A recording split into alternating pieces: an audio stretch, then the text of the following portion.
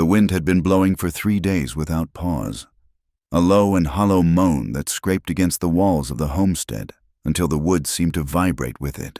It was a dry wind, carrying the grit of the high plains, stripping the moisture from the earth and the hope from the soul.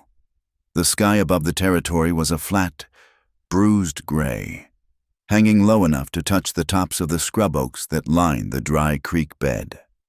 Lila Cartwright stood in the center of her kitchen, her hands gripping the back of a rough-hewn chair until her knuckles turned the color of old parchment. She was 20 years old, though the mirror told a story of a woman 10 years her senior. The harsh sun and the relentless worry of the last 3 years had etched fine lines at the corners of her eyes, and her frame was thin, whittled down by work and fear. She was listening. Outside, beyond the rattling window pane, the sound of hoofbeats had ceased. There was the heavy thud of boots hitting the packed earth, then the scrape of a spur dragging on the porch steps. Lila took a breath, holding it in her chest like a shield. She smoothed the front of her apron, though her fingers trembled so violently she could barely feel the fabric. The door swung open, hitting the interior wall with a violence that made the plates on the dresser jump. Thomas Cartwright filled the frame. He was a big man, broad in the shoulders, with a face that might have been handsome once, before the whiskey and the bitterness bloated it. He wore the dust of the trail like a second skin. His eyes were red-rimmed, glassy with drink, and dark with a foul temper that had been brewing in the saloons of Redford all afternoon. He did not speak at first. He merely stood there, swaying slightly, breathing in the scent of the house. It smelled of stale coffee and the lye soap Lila used to scrub the floors on her hands and knees. "Supper is ready."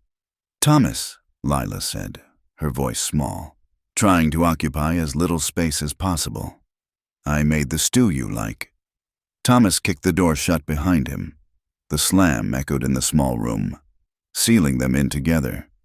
He walked to the table, his boots heavy on the floorboards, and looked down at the pot. He did not sit.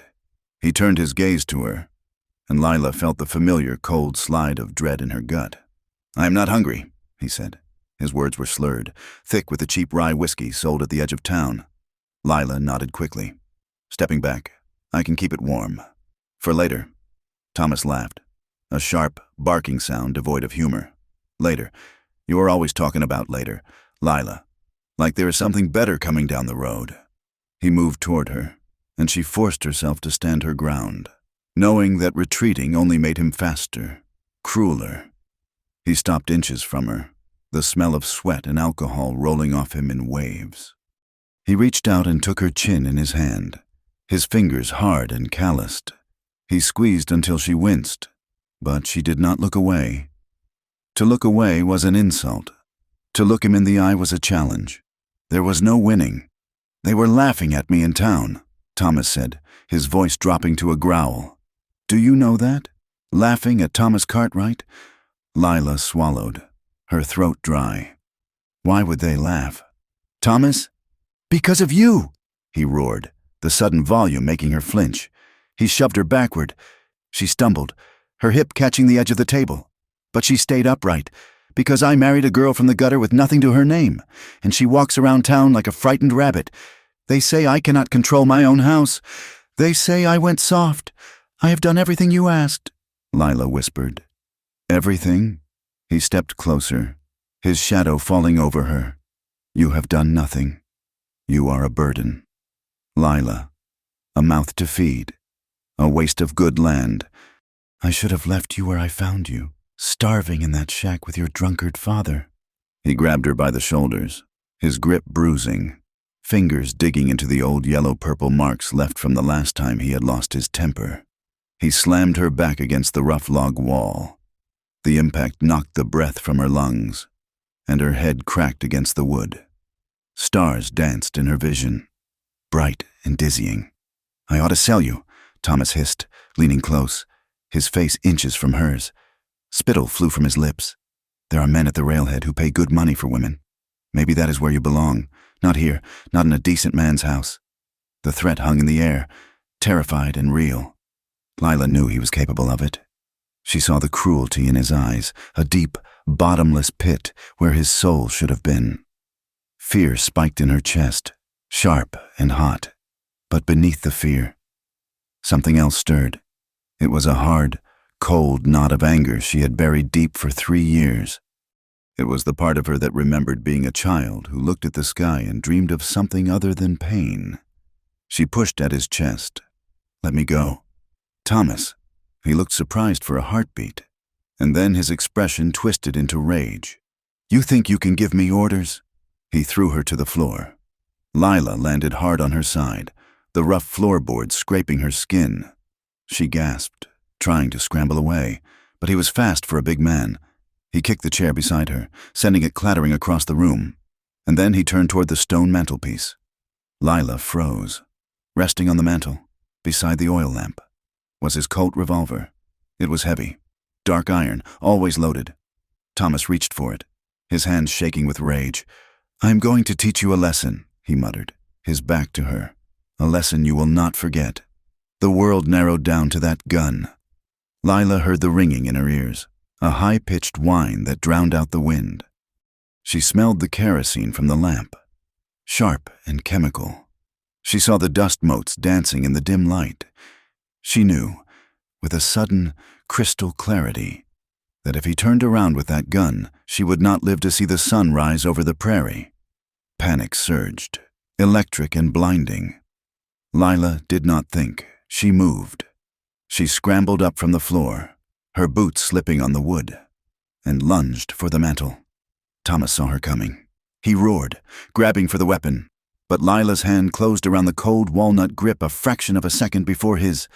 She pulled it down, the weight of it shocking in her small hand.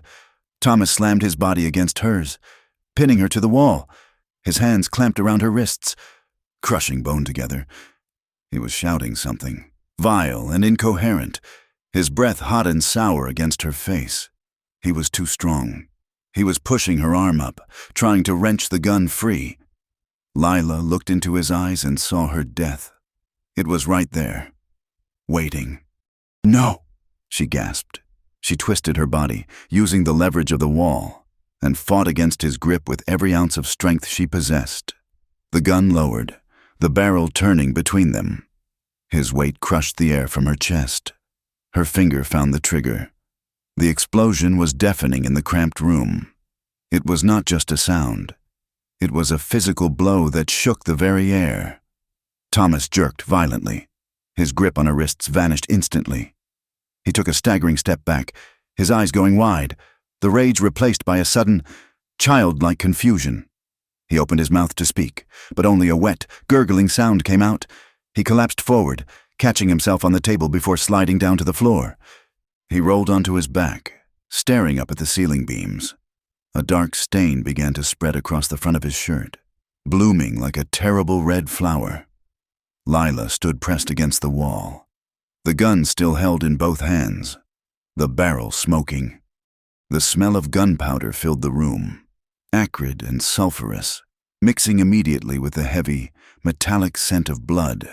For a few seconds, there was no sound but the wind rattling the frame of the house and the harsh rasp of Thomas's breathing. Lila lowered the gun slowly, her entire body shaking.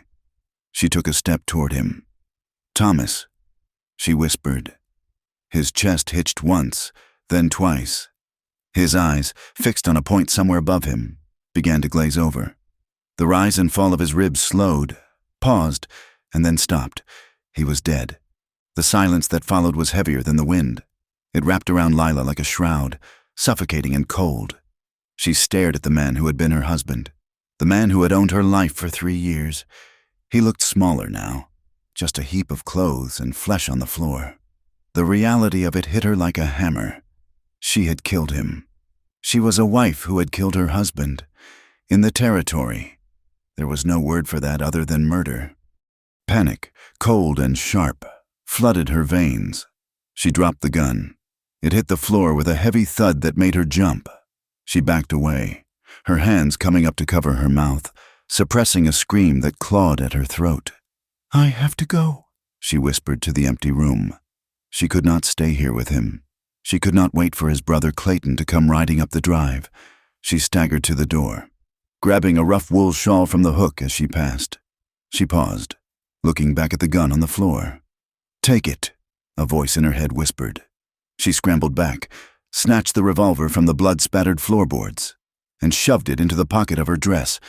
She ran out of the house, leaving the door wide open to the wind. Her horse, a mare named Bess, was tied to the rail, tossing her head nervously at the smell of powder and death. Lila untied the reins with fumbling fingers. She mounted awkwardly, her skirts bunching around her legs, and kicked the mare into a gallop. The cold air hit her flushed face like a slap. She tasted dust and iron on her tongue. She did not look back at the homestead. Crouched alone and dark against the horizon, she rode north, toward the only place where there was law, toward the town of Redford. Her heart pounded a frantic rhythm against her ribs. Terror and a strange, terrifying freedom warring within her. Redford was a town carved out of stubbornness and mud. It sat on the edge of the territory, a collection of timber buildings huddled together against the vastness of the plains. There was a single main street, churned into deep ruts by wagon wheels and horse hooves. It boasted a livery stable that smelled of wet hay, a general store with dusty windows, a church with a leaning steeple, and a saloon that never seemed to close. At the far end of the street, sitting slightly apart as if in judgment of the rest, was the sheriff's office. Sheriff Jacob Harlow stepped out onto the boardwalk, pulling the collar of his coat up against the biting wind. He was a man of 40 years, with the lean, hard look of someone who had survived a war and then spent a decade trying to forget it. His face was lined by sun and sorrow, his eyes a pale, piercing blue that seemed to see more than people wanted them to. He moved with a deliberate slowness, the ease of a man who knew he could move fast when he had to. He looked up at the sky, studying the bruised clouds rolling in from the west. "Storm is breaking tonight, Sam," Jake said quietly. His deputy, a young man named Sam Miller who still had the softness of youth in his cheeks, leaned in the doorway behind him. "Reckon so. Sheriff, the creek is already rising." Jake nodded, reaching into his vest pocket for a pouch of tobacco. It was quiet in town. The saloon was humming with low conversation, but the street was mostly empty. A few ranch hands were loading supplies at the store, and Mrs. Gable was hurrying her children home before the rain started. It was the kind of evening Jake liked. Quiet. Manageable. He was just rolling a cigarette when he heard the horse. It wasn't the rhythmic trot of a casual rider. It was the frantic, uneven gallop of an animal being pushed too hard. Jake paused, the unlit cigarette in his hand, and looked down the street. A rider appeared at the edge of town, a dark shape against the gray sky. As the horse drew closer, Jake straightened up, his eyes narrowing. It was a woman. She was riding astride, her dress hiked up, her hair a tangled mess of brown blown wild by the wind. She was gripping the reins so hard her hands were white. But it was the dark stains on her blue dress that made Jake step off the boardwalk and into the street. The town seemed to freeze. The men loading the wagon stopped, crates in their hands. A woman drawing water from the public well paused, the bucket halfway up. The silence of the street deepened, heavy with sudden tension. Lila Cartwright rode into the center of town and pulled hard on the reins.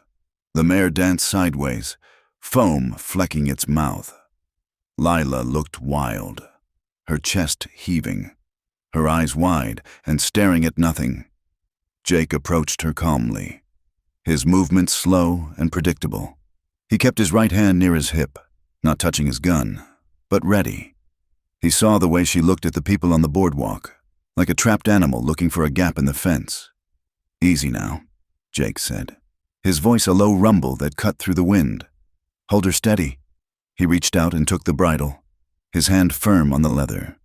The horse settled at his touch. Jake looked up at the woman. Her face was pale, streaked with dust and tears. There was a smear of blood on her cheek. "Ma'am?" Jake said gently. Lila looked down at him. For a moment, she didn't seem to see him. Then her eyes focused on the silver star pinned to his coat. She let out a sound that was half sob, half-gasp. I need help, she stammered. Let me help you down, Jake said. He reached up. Lila let go of the saddle horn and practically fell into his arms. She was light, too light, trembling so hard her teeth chattered. Jake caught her, holding her steady until her boots found the dirt. She clung to his coat, her fingers digging into the wool. Jake looked over her shoulder at the gathering crowd. He saw the whispers starting, the fingers pointing at the blood on her dress. What happened? Jake asked, keeping his voice low. For her ears only. Are you hurt? Lila shook her head violently. No, it's not my blood. She pulled back slightly, looking up at him with eyes that were haunted by something terrible. I shot him, she whispered. Her voice cracked. I shot Thomas. Jake froze. The name hung in the air between them. Thomas Cartwright. One of the biggest ranchers in the county, a man with money, land, and a family that held a lot of sway in these parts. You shot Thomas Cartwright? Jake repeated, his tone carefully neutral. He was going to kill me, Lila said, her voice rising in hysteria. He had the gun. I didn't mean to. Is he dead? Oh, God.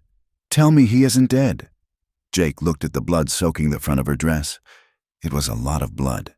He knew, with the instinct of a man who had seen too many battlefields, that Thomas Cartwright was likely not breathing. Sam, Jake called out without looking away from Lila. The deputy was at his side in an instant. Yes, Sheriff. Get the folks back. Clear the street. Take her horse to the livery. Sam nodded, eyes wide as he looked at Lila, but he moved to obey. All right, folks. Show's over. Move along now. Jake turned his attention back to Lila. Ma'am, you need to come with me. Now. He took her arm, his grip firm but not cruel, and guided her toward the office. Lila stumbled, her legs refusing to work properly. She felt numb, as if she were walking through deep water. The town was a blur of faces, curious, judging, frightened.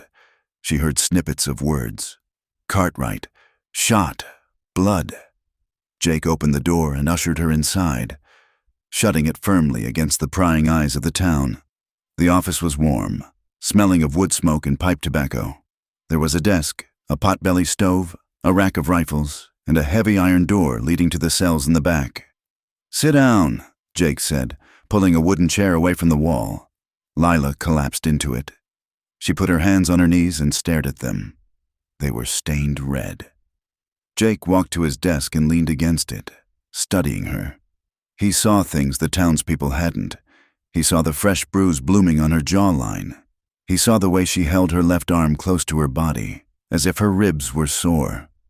He saw the old, yellowing mark on her wrist, where a hand had grabbed her too hard, days or weeks ago. And he saw the scar on her lip, a thin white line that spoke of a split lip that had healed badly. He felt a tightening in his chest, a familiar anger that he usually kept locked down tight. You have a gun on you, ma'am? He asked. Lila nodded slowly. She reached into her pocket and pulled out the Colt. Her hand shook so much she almost dropped it. Jake took it from her gently. He checked the cylinder. 1 round fired, 5 remaining. He placed the gun on his desk. Out of her reach. I have to arrest you, Jake said. The words tasted like ash in his mouth. Lila looked up. Arrest me? You confessed to shooting a man, Jake said, until I know exactly what happened out there. You are in my custody. He reached for the handcuffs hanging on the wall. He hesitated for a second, looking at her thin wrists, raw and red from the struggle. But the law was the law, and in a town like Redford, the law was the only thing keeping the chaos at bay. Stand up, please. Lila stood. She held out her wrists obediently. The metal clicked shut, the sound loud in the quiet room. The cuffs were cold and heavy. Jake looked her in the eye. Tell me exactly what happened. Lila looked at the floor. He came home drunk. He was angry. He said he was going to sell me. He threw me down. He went for the gun. She looked up then, and Jake saw the raw, naked terror in her eyes. It wasn't the terror of a criminal caught in the act. It was the terror of a prey animal that had turned to bite. He was going to kill me. "Sheriff," she whispered. "I know it. I saw it in his eyes." Jake believed her. He shouldn't have. He was a lawman, and evidence was what mattered, not feelings. But he looked at the bruises on her neck, and he believed her. "I need to put you in the cell," Jake said softly. He led her to the back. The jail area was small, built of stone and iron. There were 2 cells. He opened the one on the left. It had a narrow cot with a thin mattress and a bucket in the corner. Lila walked in. She didn't fight. She sat on the edge of the cot and pulled her knees up to her chest, wrapping her arms around them despite the cuffs. Jake locked the door. The heavy clank of the bolt sliding home seemed to echo endlessly. As he turned back to the office, a flash of lightning illuminated the room, turning the shadows stark and black. Thunder rolled over the town, shaking the floorboards. The storm had arrived. Jake sat at his desk, but he didn't work. He stared at the gun on the blotter. Thomas Cartwright's gun. He thought about the Cartwright family. Clayton Cartwright would be here by morning, demanding blood. The town would want a hanging. They didn't like women who killed their husbands, no matter the reason. It upset the natural order of things. From the back room, he heard a sound. It was a soft, jagged sobbing. Jake closed his eyes. He rubbed a hand over his face, feeling the grit of the day on his skin. He remembered his own wife, Sarah, dead 5 years now of a fever he couldn't fight. He remembered the promise he made when he pinned on the star. To be fair, to protect, but who was he protecting tonight? The dead man on the floor of a cabin, or the shivering girl in the cage? The sobbing went on, broken and hopeless. It tore at something inside him. Jake stood up. He walked to the stove and poured a cup of coffee from the pot that was always hot. He found a rough wool blanket in the supply chest. He walked back to the cell. Lila was curled in the corner, her face buried in her knees. "Ma'am," Jake said. She looked up, startled. Her eyes were red and swollen. "Here," he said. "It's cold tonight." He unlocked the cell door just enough to slide the blanket and the cup inside. Lila moved forward hesitantly. She reached for the cup. Her fingers brushed his. Her skin was ice cold. His was warm. The contact lasted only a second, but it sent a jolt through Jake that he hadn't expected. It wasn't just pity. It was a fierce, sudden desire to stand between her and the world. It was a recognition of shared brokenness. Lila looked at him, her eyes wide, holding the warm cup with both hands. "Thank you," she whispered. Jake looked at her, really looked at her, in the dim light of the lantern. He saw the strength beneath the fear. He saw a woman who had survived hell and was now apologizing for it. "Try to sleep," Jake said, his voice rougher than he intended. "I'll be right here." He locked the door again and went back to his desk. The wind howled outside, lashing rain against the walls of the jail, trying to get in. But Jake sat there, watching the door to the cell, his hand resting near his gun. He knew, with a sinking certainty that terrified him more than any gunfight, that his life had just changed irrevocably. He was a sheriff, and she was a killer. But as the rain hammered down on the roof of the jail, Jake Harlow knew he was already falling in love with the woman in the iron cage. The storm that had raged through the night broke just before dawn, leaving the town of Redford scrubbed clean and raw under a pale, shivering sky. The sun crawled up over the eastern ridge, casting long, bruised shadows across the mud of the main street. It was the kind of morning that should have been quiet, but the town was already awake, buzzing with a nervous, electric energy. Men stood in tight knots on the boardwalks, their breath steaming in the cold air, boots scraping against the damp wood. They spoke in low voices, eyes darting toward the sheriff's office at the end of the street. The women, gathering at the communal well with their wooden buckets, whispered behind their hands, their face grave and eager. The news had traveled faster than the wind. Lila Cartwright had shot her husband. Thomas Cartwright was dead. The sentence seemed to hang in the air, impossible and heavy. He was a man who cast a long shadow, a man who owned half the valley, A man who sat in the front pew on Sundays, and he had been killed by the quiet, waif-like girl he had brought home from the city 3 years ago.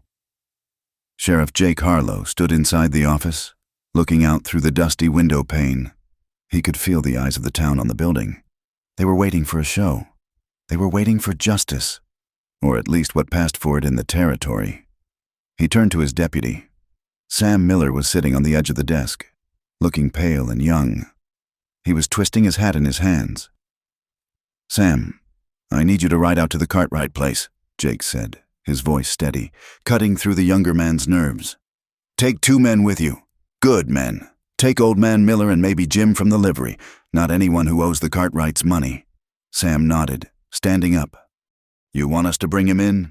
I want you to bring the body in."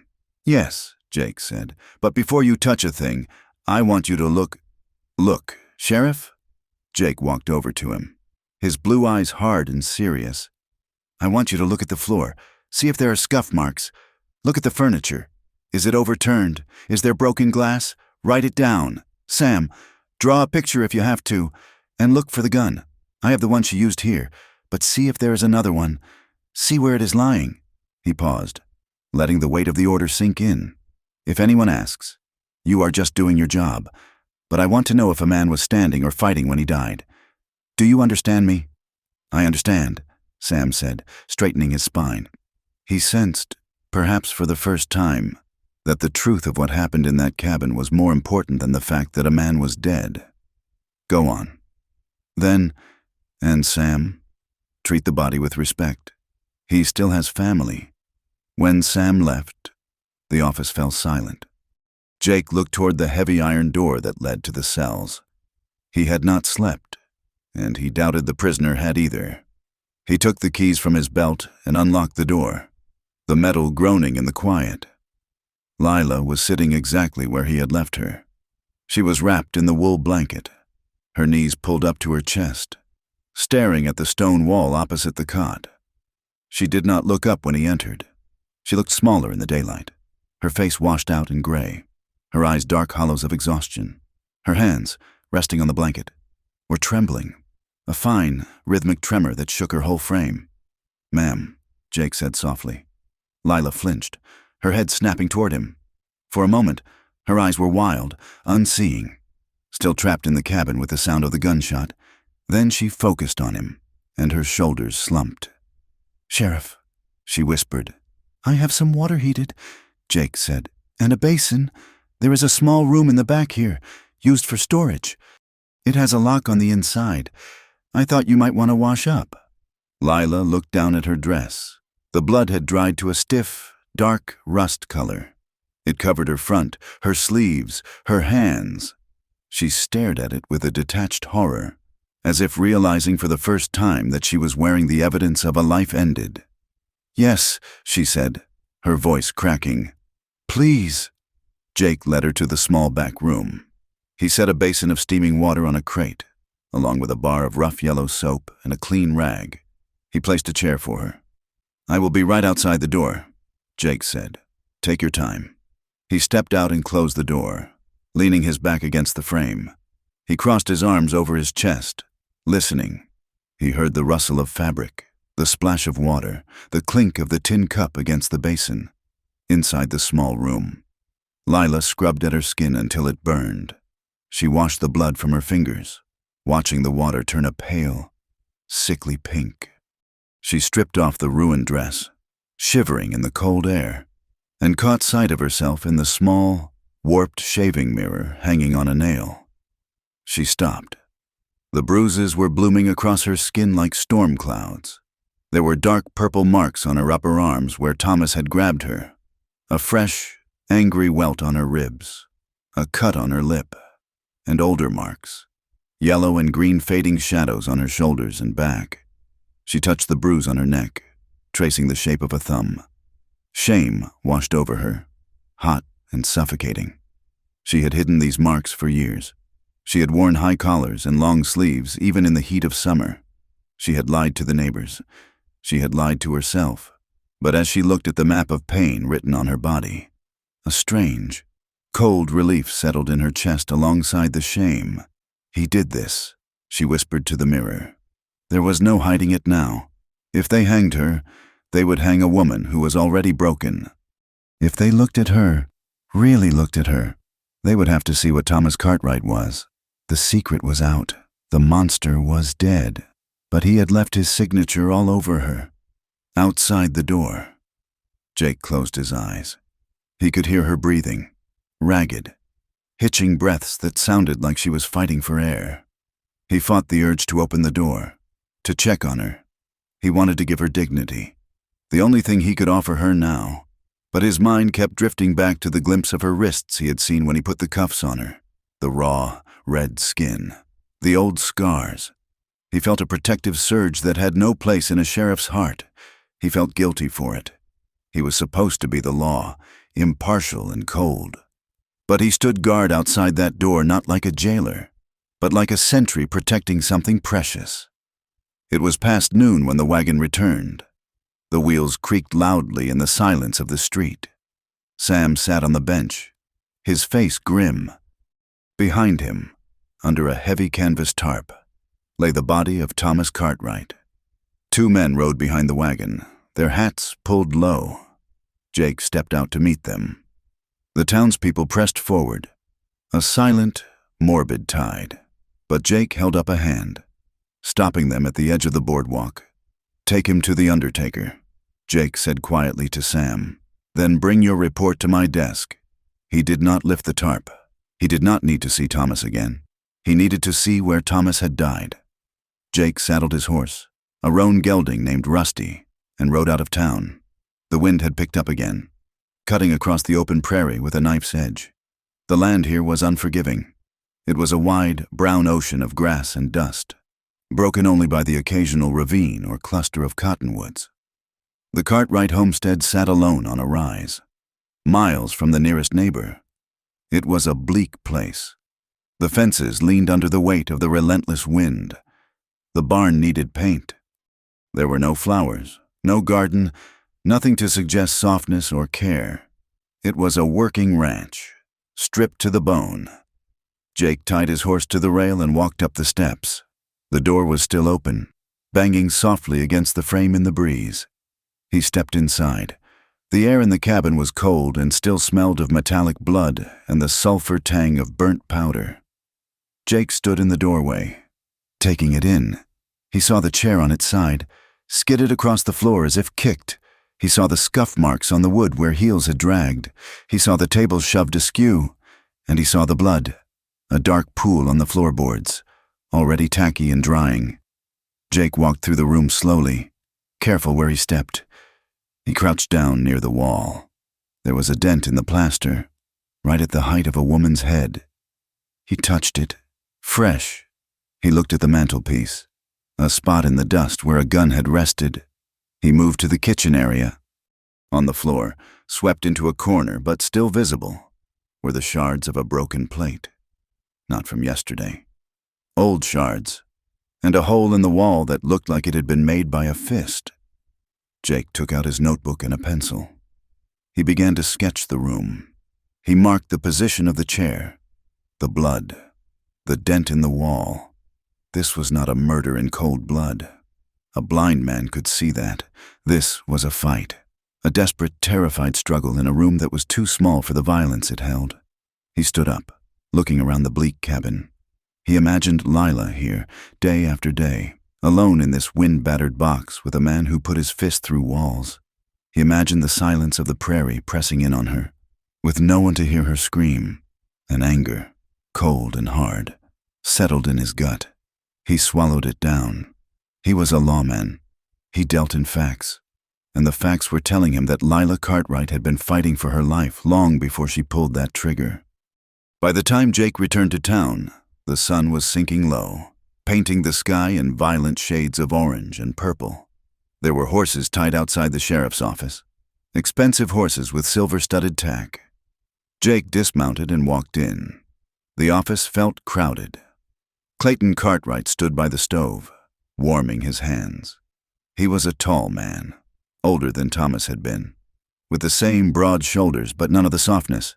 His face was like a cliffside, hard, weathered, and unyielding. He wore a black frock coat that cost more than Jake made in a year. Two younger men, cousins likely, stood by the window, their hands resting on their gun belts. "Sheriff," Clayton said. He did not turn around immediately. His voice was low, rolling like distant thunder. "Mr. Cartwright," Jake replied, hanging his hat on the peg. "I am sorry for your loss." Clayton turned then. His eyes were the color of slate, and just as cold. "My brother is dead. Harlow, shot down in his own home by that woman." He spat the word woman as if it were a curse. "I saw the body," Clayton continued. "One shot, straight to the heart. She didn't miss. She is in custody," Jake said, moving behind his desk. He wanted the physical barrier between them. "I want to see her." Clayton said, "No." Jake said. The room went very quiet. The two cousins shifted, their spurs chiming softly. "Excuse me?" Clayton said, stepping forward. "She is a prisoner in my jail," Jake said, his voice level. "She has been charged. She will stand trial. Until then, no one sees her but me and my deputy. She is a murderess," Clayton said, his voice rising. "She married my brother for his money. She waited until he was drunk, and she put a bullet in him to take the ranch. We all knew she was trash. We warned him. That is for a judge to decide." Jake said, "The judge is weeks away." Clayton snapped. He leaned his hands on Jake's desk, looming over him. "We don't need a judge to tell us what a killer looks like. We handle our own out here. Harlow, you know that." Jake rested his hand on the desk, inches from his own revolver. "I know how things used to be. Clayton, but this is a town with the laws. And as long as I am wearing this badge, Lila Cartwright stays in that cell until a circuit judge sits in that chair." Clayton stared at him. The tension in the room was thick enough to choke on. Jake held the gaze. Refusing to blink, he felt the weight of the Cartwright power pressing down on him. The money, the cattle, the men they commanded. Clayton smiled, but it didn't reach his eyes. "You are making a mistake. Jake, defending a woman like that, it makes a man look weak. It makes people wonder where his loyalties lie." "My loyalty is to the law," Jake said. Clayton straightened up. He brushed an invisible speck of dust from his coat. "We will see," he said softly. "We will see." He turned and walked out, his cousins trailing behind him like wolves. The door shut, but the threat remained in the room, lingering like the smell of ozone before a lightning strike. The days turned into a week, then two. The town of Redford settled into a tense, simmering waiting game. Word had come that the territorial judge, a man named Judge Blackwood, was on a circuit and wouldn't reach Redford for another 3 weeks. For Lila, time became a blur of gray stone and iron bars. The world had shrunk to the size of her cell. She could hear the town outside. She heard the rumble of wagons, the shouts of children, and sometimes, late at night, the angry voices of men in the street. She heard the word hanging more than once. But inside the jail, there was a strange, quiet sanctuary. Jake was there every day. He stopped the townspeople from gathering at the window. He chased off the drunks who came to jeer, and he brought her food. Not the watery gruel that prisoners usually got, but plates from the hotel restaurant, beef stew with thick carrots, fresh biscuits, coffee with sugar in it. At first, Lila ate mechanically, keeping her eyes on the floor. She was waiting for the blow. She was waiting for the kindness to be a trick, but the blow never came. One evening, Jake pulled his chair up near the cells to eat his own supper. The office was dim, lit only by the golden glow of the oil lamp on his desk. Lila sat on the floor of her cell, holding a piece of bread. "Sheriff?" she asked. Her voice was rusty from disuse. Jake looked up. "Just Jake, ma'am. I think we are past titles." Lila hesitated.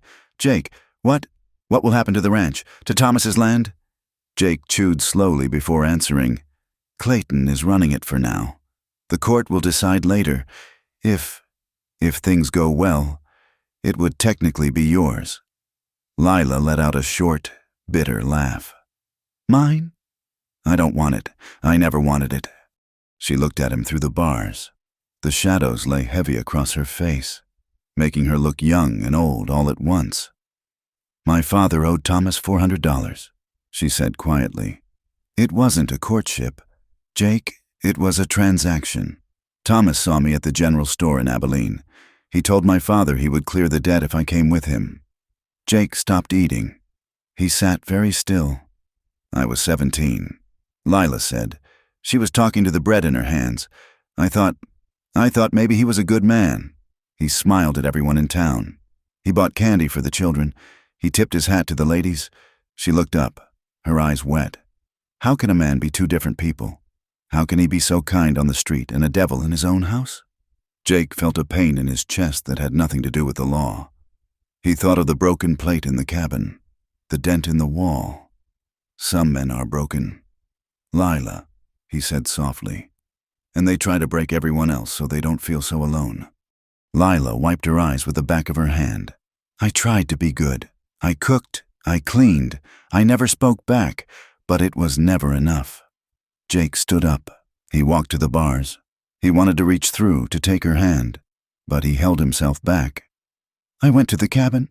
Lila, he said. She froze. I saw the room. I saw the chair he kicked over. I saw the marks on the wall. Lila looked at him, her breath hitching. I saw the struggle, Jake said firmly.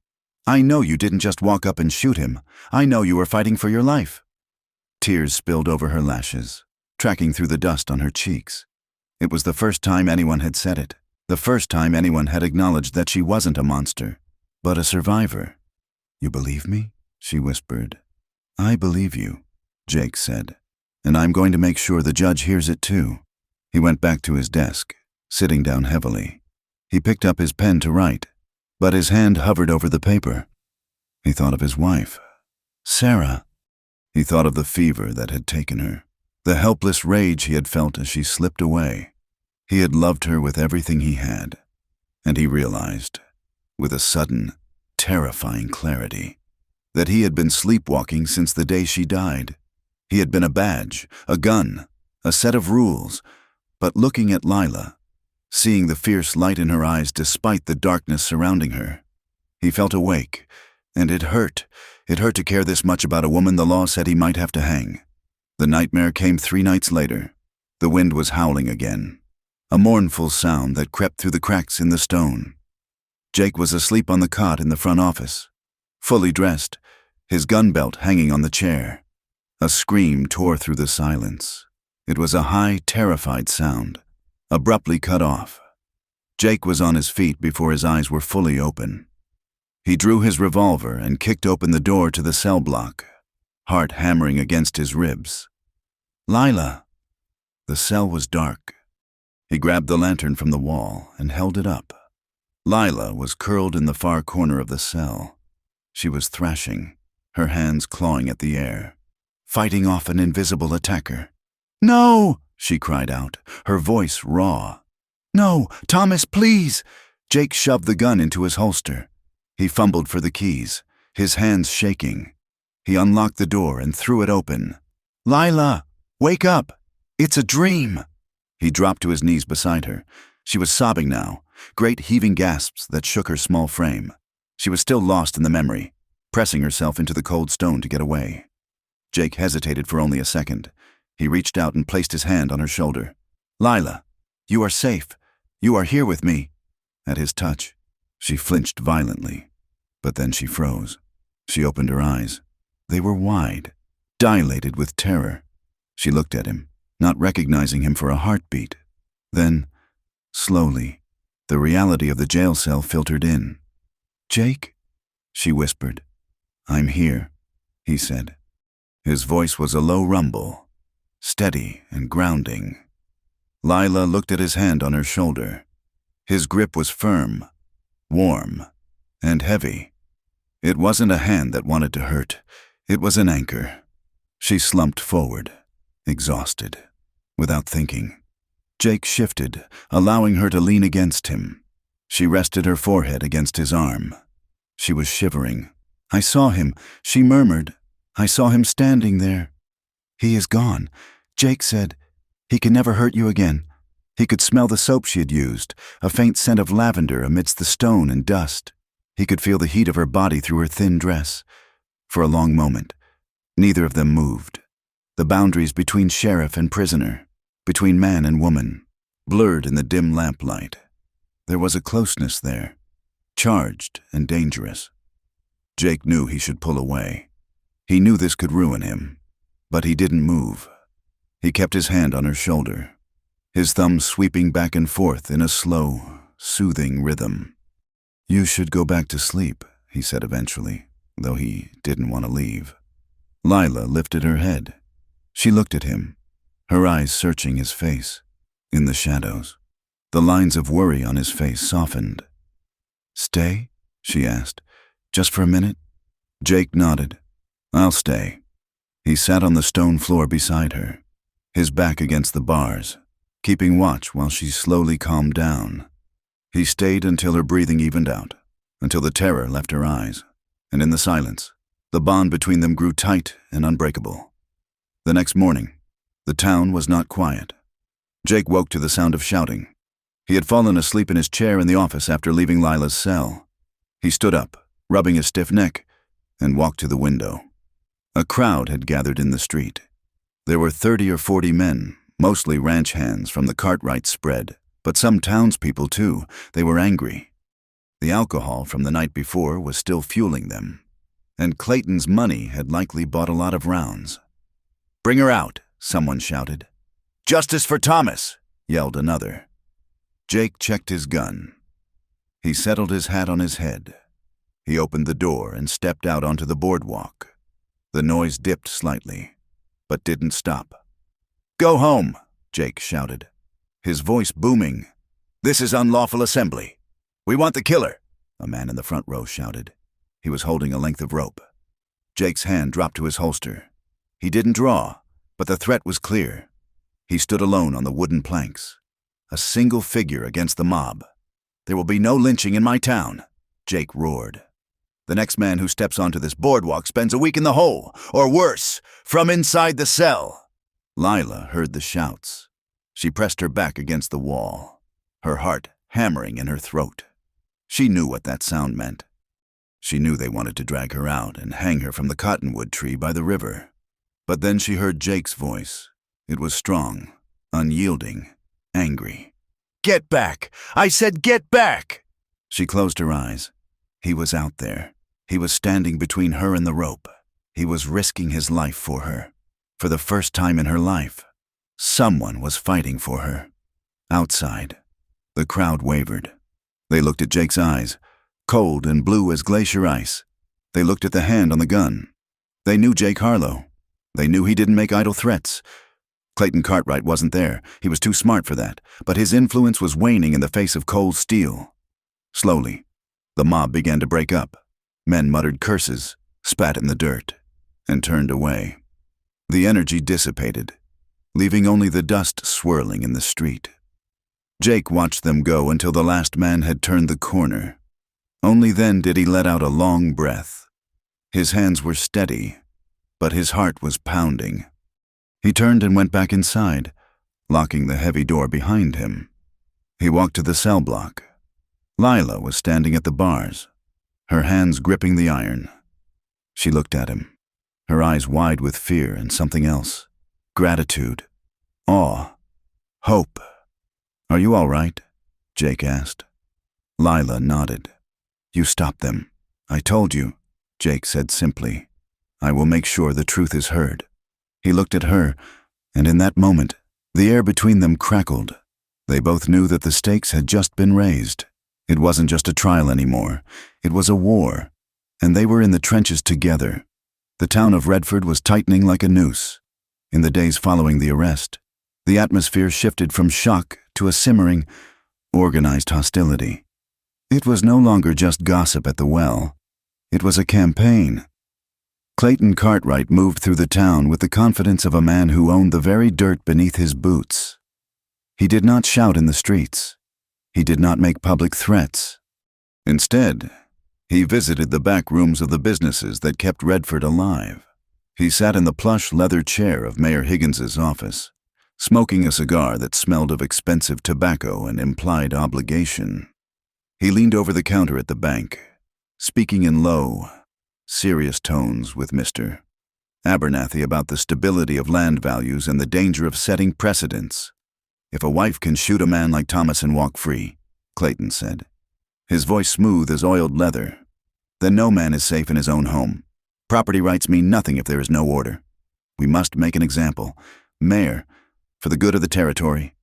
Money changed hands, not in bags of gold passed in alleyways, but in the subtle erasing of debts, the promise of new contracts, and the sudden approval of loans that had been stalled for months.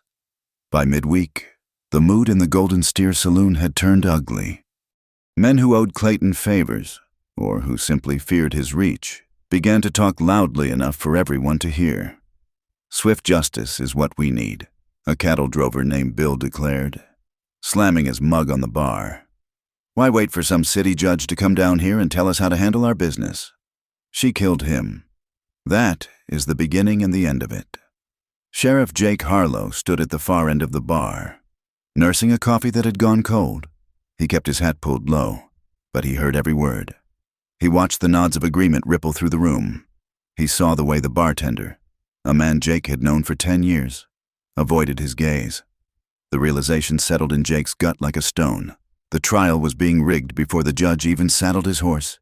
The jury would be drawn from these men, or men like them, men whose livelihoods depended on the goodwill of the Cartwright family. Jake stepped out into the night air, the noise of the saloon fading behind him. He touched the badge pinned to his chest. It felt heavy, a piece of cold tin that suddenly seemed to weigh more than he could carry. He was trapped. He was sworn to uphold a law that was being bought and sold by the pound, and his only ally was a terrified woman locked in a cage. The next morning, Jake pinned a note to the door of the office. "Back by noon. Deputy Miller in charge." He saddled his roan, rusty, and rode out of town, heading west away from the Cartwright spread. He needed ammunition, not bullets, but truth. His first stop was the Hensley homestead, a small, struggling patch of land 3 miles from where Thomas and Lila had lived. Mrs. Hensley was a widow, a woman carved from the same hard wood as the fence posts she maintained. She was hanging laundry on a line that snapped in the relentless wind when Jake rode up. She watched him approach with wary eyes, wiping her hands on her apron. "Morning, Sheriff," she said, not smiling. "Morning, Mrs. Hensley," Jake said, tipping his hat. "I need to ask you a few questions about your neighbors." "Mrs." Hensley looked toward the horizon, her mouth setting into a thin line. "I don't want no trouble with the Cartwrights. Sheriff, Clayton can make life very hard for a woman alone." "I know," Jake said gently, "but a woman's life is on the line. You knew Lila. You saw her, Mrs." Hensley sighed, the sound lost in the wind. She looked down at her rough, red hands. "I saw her," she admitted. "She would come over sometimes, asking to borrow a cup of sugar or a bit of thread. Silly things she didn't really need. She just wanted to be out of that house." "Did you ever see marks on her?" Jake asked. "Mrs." Hensley hesitated, then nodded slowly. "I saw bruises, on her arms mostly, once on her face, though she tried to hide it with a shawl. She said she fell. She said a horse kicked her. But I have been married. Sheriff, I know the difference between a horse kick and a man's fist." "Did you ever say anything?" "To who? Mrs.?" Hensley snapped, her voice sharp with defensive shame. "To Thomas? He would have burned my barn down. To her, what could I say? Leave him? And go where? The prairie doesn't forgive a woman on her own." She looked up at Jake, her eyes wet. He was a devil when the drink took him. "Sheriff," I could hear him shouting sometimes, even from here. I would hear things breaking, and then silence. The silence was worse. Jake wrote it all down in his notebook, his handwriting cramped and precise. "Thank you, Mrs. Hensley." He rode on, the anger in his chest burning hotter. His next stop was a small cabin nestled in a grove of cottonwoods near the creek, closer to the reservation line. It belonged to Raina, a native woman who served as a midwife and healer for the families who couldn't afford, or didn't trust, the town doctor. Raina was grinding herbs in a stone bowl when Jake entered. She did not look surprised to see him. She gestured to a stool. "You come about the Cartwright girl," Raina stated. It was not a question. "I did," Jake said. Raina continued her work, the pestle grinding rhythmically against the mortar. I wondered when someone would ask, "What can you tell me?" Raina stopped. She looked at Jake with dark, unreadable eyes. 2 years ago, in the deep winter, she came to me. She walked 3 miles in the snow. She was bleeding. "Bleeding?" Jake asked, a cold feeling spreading through his limbs. "She lost the babe," Raina said simply. "She was 4 months along. She said she slipped on the ice, but when I examined her, I saw the boot mark on her stomach." Jake felt the blood drain from his face. He gripped the edge of the table, his knuckles turning white. "A boot mark. She begged me not to tell," Raina continued softly. "She said Thomas wanted a son more than anything. She said if he knew he had killed it, he would kill her too. So we buried the little one out back, under the willow tree. And she went home and told him it just happened, that she was weak." The nausea rose in Jake's throat, bitter and acidic. He thought of the man he had seen lying on the floor of that cabin. And for the first time, he was glad Thomas Cartwright was dead. "Will you testify to that?" Jake asked, his voice rasping, "if it comes to trial." Raina looked at him for a long moment. A white court will not listen to an Indian woman. "Sheriff, you know this. They will listen if I make them," Jake said fiercely. "They will listen." That evening, the jail was quiet.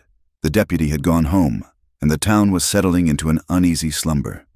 Jake sat on a stool outside Lila's cell. The lamp on the floor cast long, dancing shadows against the stone walls. Lila was sitting on her cot, her hands folded in her lap. She looked thinner, if that was possible. The stress was eating her away from the inside. "I went to see Mrs. Hensley today," Jake said quietly. "And Raina." Lila flinched.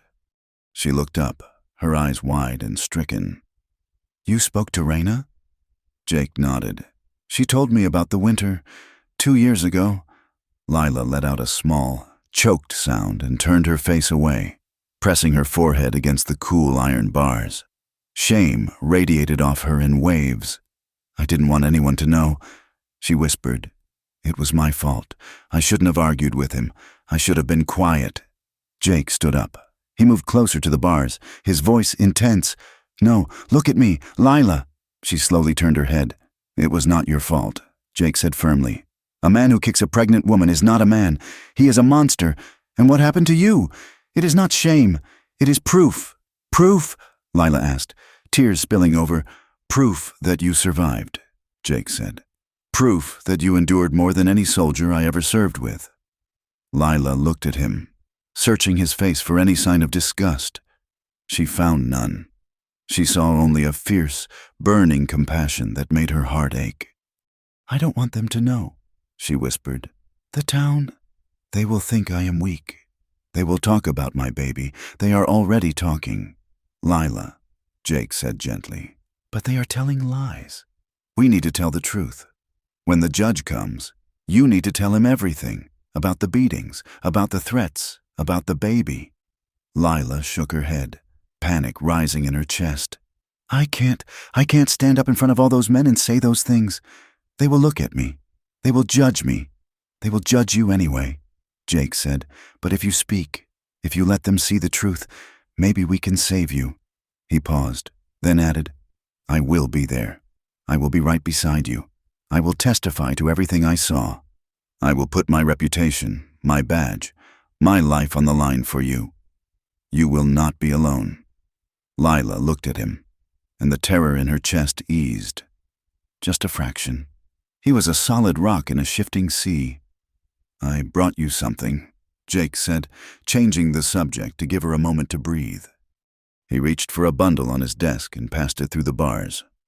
"Mrs. Gable at the church sent it over." He lied. It was actually a dress he had bought himself from the general store, asking the clerk to keep it quiet. But he didn't want Lila to feel indebted to him. Lila unfolded the fabric. It was a simple dress made of blue calico, clean and neatly pressed.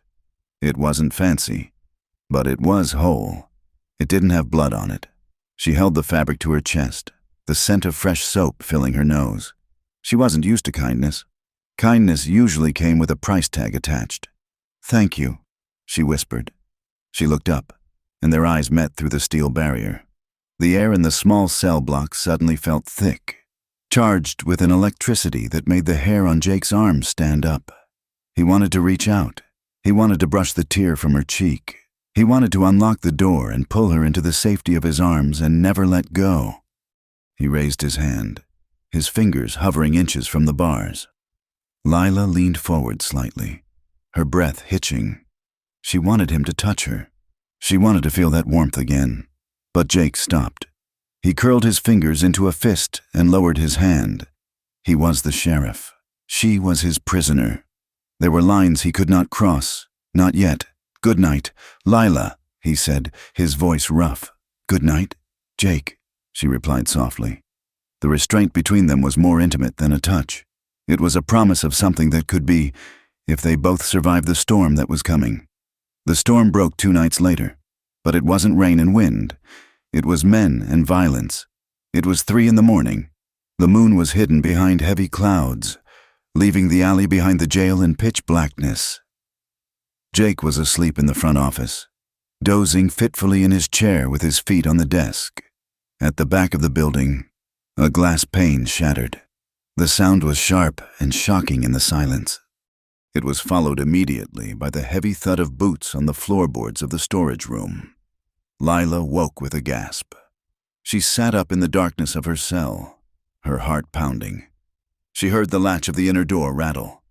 "Jake!" she screamed. "Jake! In the office!" Jake was already moving. He hit the floor running, his gun drawn before he was fully upright.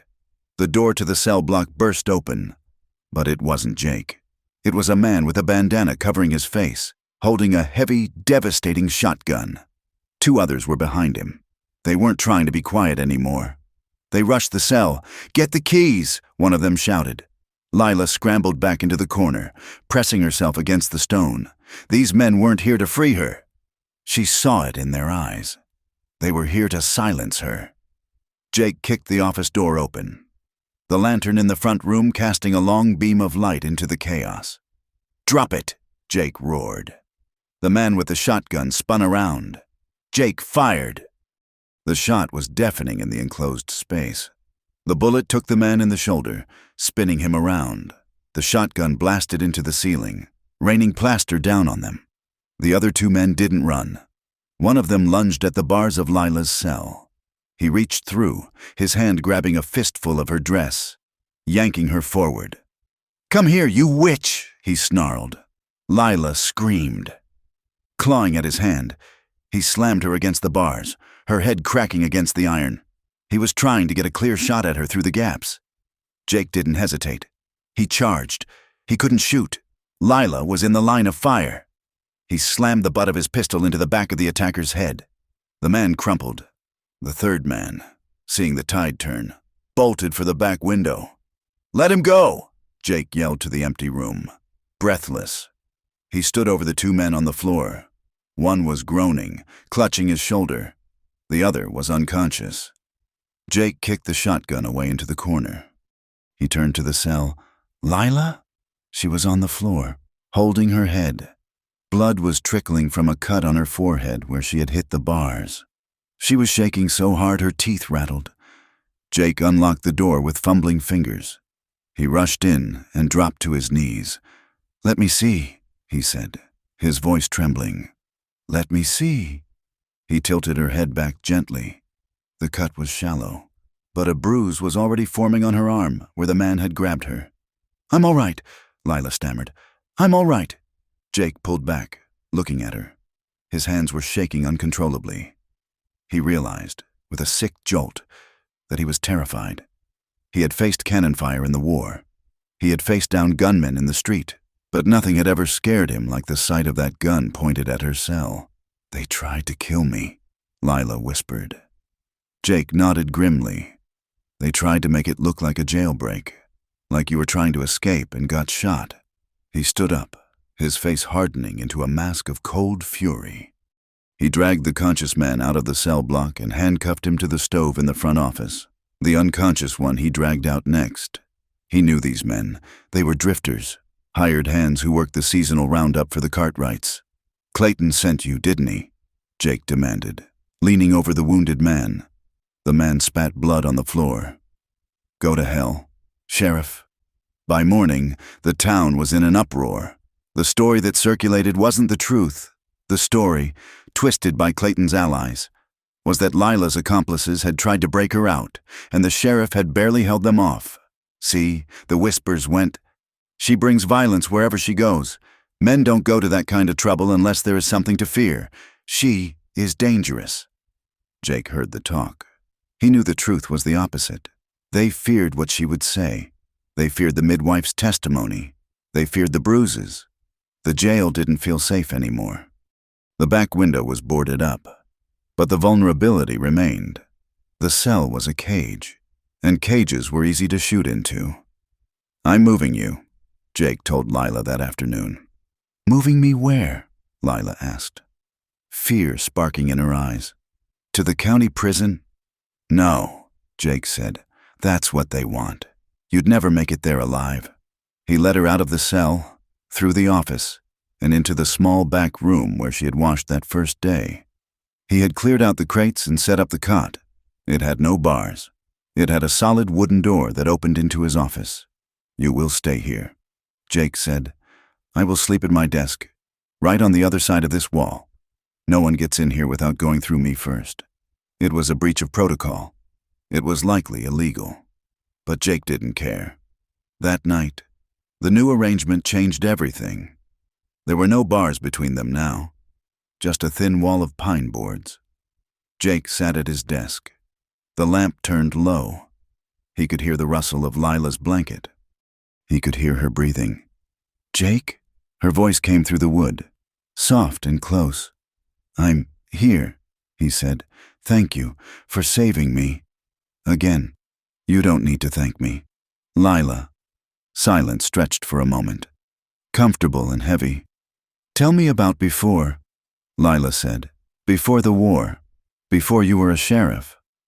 Jake leaned his head back against the wall, closing his eyes. "I grew up on a farm in Ohio. It was green, greener than anything out here. My mother used to bake apple pies that smelled like cinnamon and home. I don't remember my mother," Lila whispered back. "She died when I was 3. My father, he was a hard man. He taught me how to skin a rabbit and how to be quiet, mostly how to be quiet." "I'm sorry," Jake said. "It's all right. I used to hide in the hayloft. I would read torn pages of old newspapers the store owner gave me. I read about cities, about oceans. I always wanted to see the ocean. Maybe one day you will," Jake said. Lila laughed softly, a sad, brittle sound. "Prisoners don't go to the ocean. Jake, you aren't a prisoner tonight," Jake said firmly. "Tonight, you are just Lila, and I am just Jake. The intimacy of it. 2 voices in the dark, stripped of titles and pretense, was overpowering." They talked for hours. Jake told her about the ghosts of the war that still woke him up sweating. Lila told him about the first time Thomas hit her, over a burnt pan of biscuits, and how she had apologized to him for it. It was the unburdening of 2 souls that had been carrying too much weight for too long. Late in the night, the conversation slowed. The fatigue began to pull at them. "Jake," Lila said. Her voice was barely a whisper. "Yeah, I have to tell you something bad. Tell me, I'm not sad he's dead." Jake waited. "I feel relief," she confessed. "Every morning when I wake up and realize he isn't there, I feel like I can breathe for the first time in 3 years. Does that make me a monster? That is my greatest fear. Jake, that I am wicked inside. That I don't deserve to live because I am glad he is gone." Jake sat up. He turned his chair so he was facing the wall, leaning close to the wood. "Lila, listen to me." He pressed his hand against the boards, as if he could push his strength through to her. "You are not a monster. You are a human being who is trapped in a living hell. Feeling relief that the pain has stopped doesn't make you wicked. It makes you sane. But I killed him." She wept softly. "You survived him," Jake said, his voice rough with emotion. "There is a difference, and you deserve to live. You deserve to see the ocean. You deserve to be loved by someone who treats you like you are precious, not like you are property." The silence on the other side of the wall was thick. "You deserve more than pain." "Lila," Jake whispered. "Do you hear me?" "I hear you," she whispered back. Jake stayed there, his hand against the wall, until he heard her breathing deepen into sleep. He stayed awake, watching the door, his heart aching with a fierce, terrifying love for the woman on the other side of the pine boards. He knew then that he would burn the whole town down if he had to, just to keep her safe. The arrival of Judge Ambrose Blackwood was heralded not by trumpets, but by the creaking of a black carriage wheel that needed grease and the weary snort of 4 dust-covered horses. He rode into Redford on a Tuesday afternoon, bringing with him a clerk, a bailiff, and the suffocating weight of the territorial law. The town had swollen in anticipation. Ranchers from the outer valley, prospectors from the hills, and curious families from neighboring settlements had descended upon Redford, filling the boarding house and the livery stable to capacity. The air was thick with dust and tension, a physical pressure that seemed to press against the buildings. The trial was to be held in the church, the only building large enough to accommodate the spectacle. It was a white clapboard structure with a steeple that leaned slightly to the west, as if tired of fighting the wind. Inside, the pews had been rearranged. The altar was converted into a judge's bench, draped in black cloth. The pulpit was the witness stand. On the morning the trial began, the heat was oppressive. The sky was a pale, blinding white, and the sun beat down on the roof of the church, turning the interior into a stifling box of stale air and sweat. Lila Cartwright was brought in through the side door. She was flanked by Deputy Sam Miller and another guard. She wore the blue calico dress Jake had given her, the high collar buttoned tight. Her hair was pulled back in a severe bun, revealing the pale curve of her neck. She kept her head down, but she could feel the eyes of the town on her. It was a physical sensation, like the prickling of heat before a storm. There were whispers, sharp, hissing sounds that cut through the shuffling of boots. "She looks too innocent," a woman in the front row murmured to her neighbor. "That is how they trick you. Murderess," a man whispered. Jake Harlow stood at the back of the church, his back pressed against the wall. He was in his dress uniform, his badge polished to a high shine, but he felt like an imposter. He watched Lila walk to the defendant's table, her steps small and measured. He saw the way her hands gripped the fabric of her skirt, the knuckles white. He wanted to go to her, to stand between her and the crowd, but he was bound by the invisible chains of the court. The prosecutor was a man named Elias Harris. He was a sharp-featured man from the capital, with slicked-back hair and a suit that looked too expensive for the frontier. He had been brought in by the Cartwright family's influence, a hired gun who fought with words instead of bullets. Judge Blackwood pounded his gavel, a harsh, cracking sound that silenced the room. "All rise," the bailiff intoned. The proceedings began with a terrifying formality. The charges were read: murder in the first degree, malice aforethought, the taking of a human life.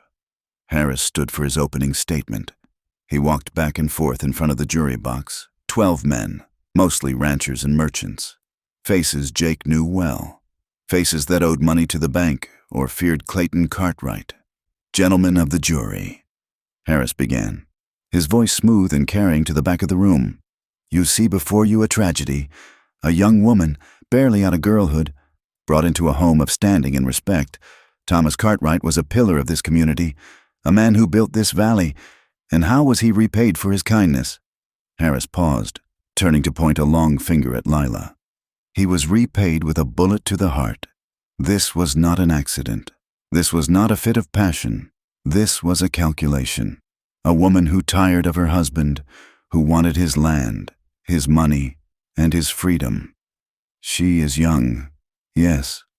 She is beautiful, yes, but do not let that deceive you. The viper is often beautiful before it strikes." Jake felt his jaw tighten until his teeth ached. He watched Clayton Cartwright sitting in the front pew, his arms crossed, a look of grim satisfaction on his face. The defense attorney was a court-appointed man named Mr. Sterling. He was older, frayed around the cuffs, and looked as though he had given up on hope 10 years ago. But he was not incompetent. When it was time for the defense, Sterling called Lila to the stand. A ripple of sound went through the church as Lila stood up. She walked to the pulpit, her legs trembling so badly she had to hold the railing to keep from falling. She swore on the Bible, her voice a whisper that barely reached the first row. "Mrs. Cartwright," Sterling said gently, "tell the court about your marriage." Lila took a breath. She looked out at the sea of faces, the men who had drunk with her husband, the women who had ignored her bruises. She looked for Jake in the back. He met her gaze, his blue eyes steady and anchoring. Truth. His eyes seemed to say, just the truth. "My father owed Thomas money," Lila began, her voice gaining a fraction of strength. $400. We were losing the farm. Thomas came to the house. He looked at the land, and then he looked at me. He told my father he would forgive the debt if I went with him. A murmur ran through the crowd. This was not the story of a whirlwind romance the town had assumed. "And after you were married?" Sterling asked. "He changed," Lila said. "In town, he was smiling. He bought drinks. But when the door closed," she faltered. The memory of the cabin, the smell of whiskey, the sound of the belt snapping, it all rushed back, choking her. "Go on, Lila," Sterling urged softly. "He said I was useless," she whispered. "He said I cost too much to feed. The first time he hit me was over a burnt pie. He slapped me so hard I fell into the stove. I burned my arm."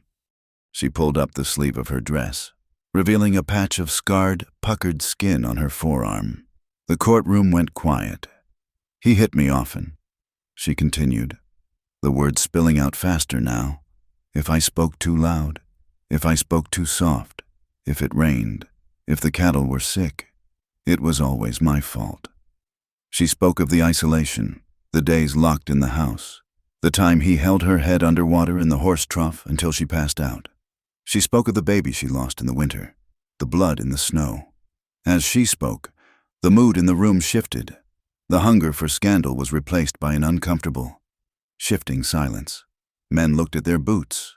Women frowned, perhaps recognizing the shadows of their own lives in her words. Clayton Cartwright did not look down. He stared at Lila with eyes like flint, whispering something to Harris. When Sterling finished, Harris stood up. He did not look gentle. He looked like a wolf who had smelled a wounded deer. "Mrs. Cartwright," Harris said, walking up to the pulpit, "you say your husband was a monster, yet you stayed. For 3 years, you stayed. Why?" "I was afraid," Lila said. "Afraid?" Harris scoffed. "You had a horse. The door was not locked. You could have ridden to town.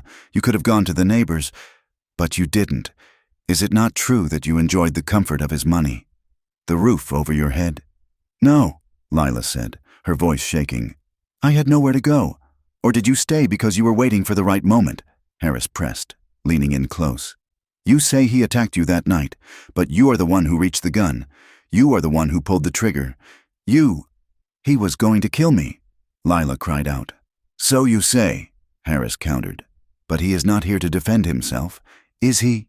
"We only have your word. The word of a woman who admits she hated her husband, a woman who stood to inherit everything upon his death."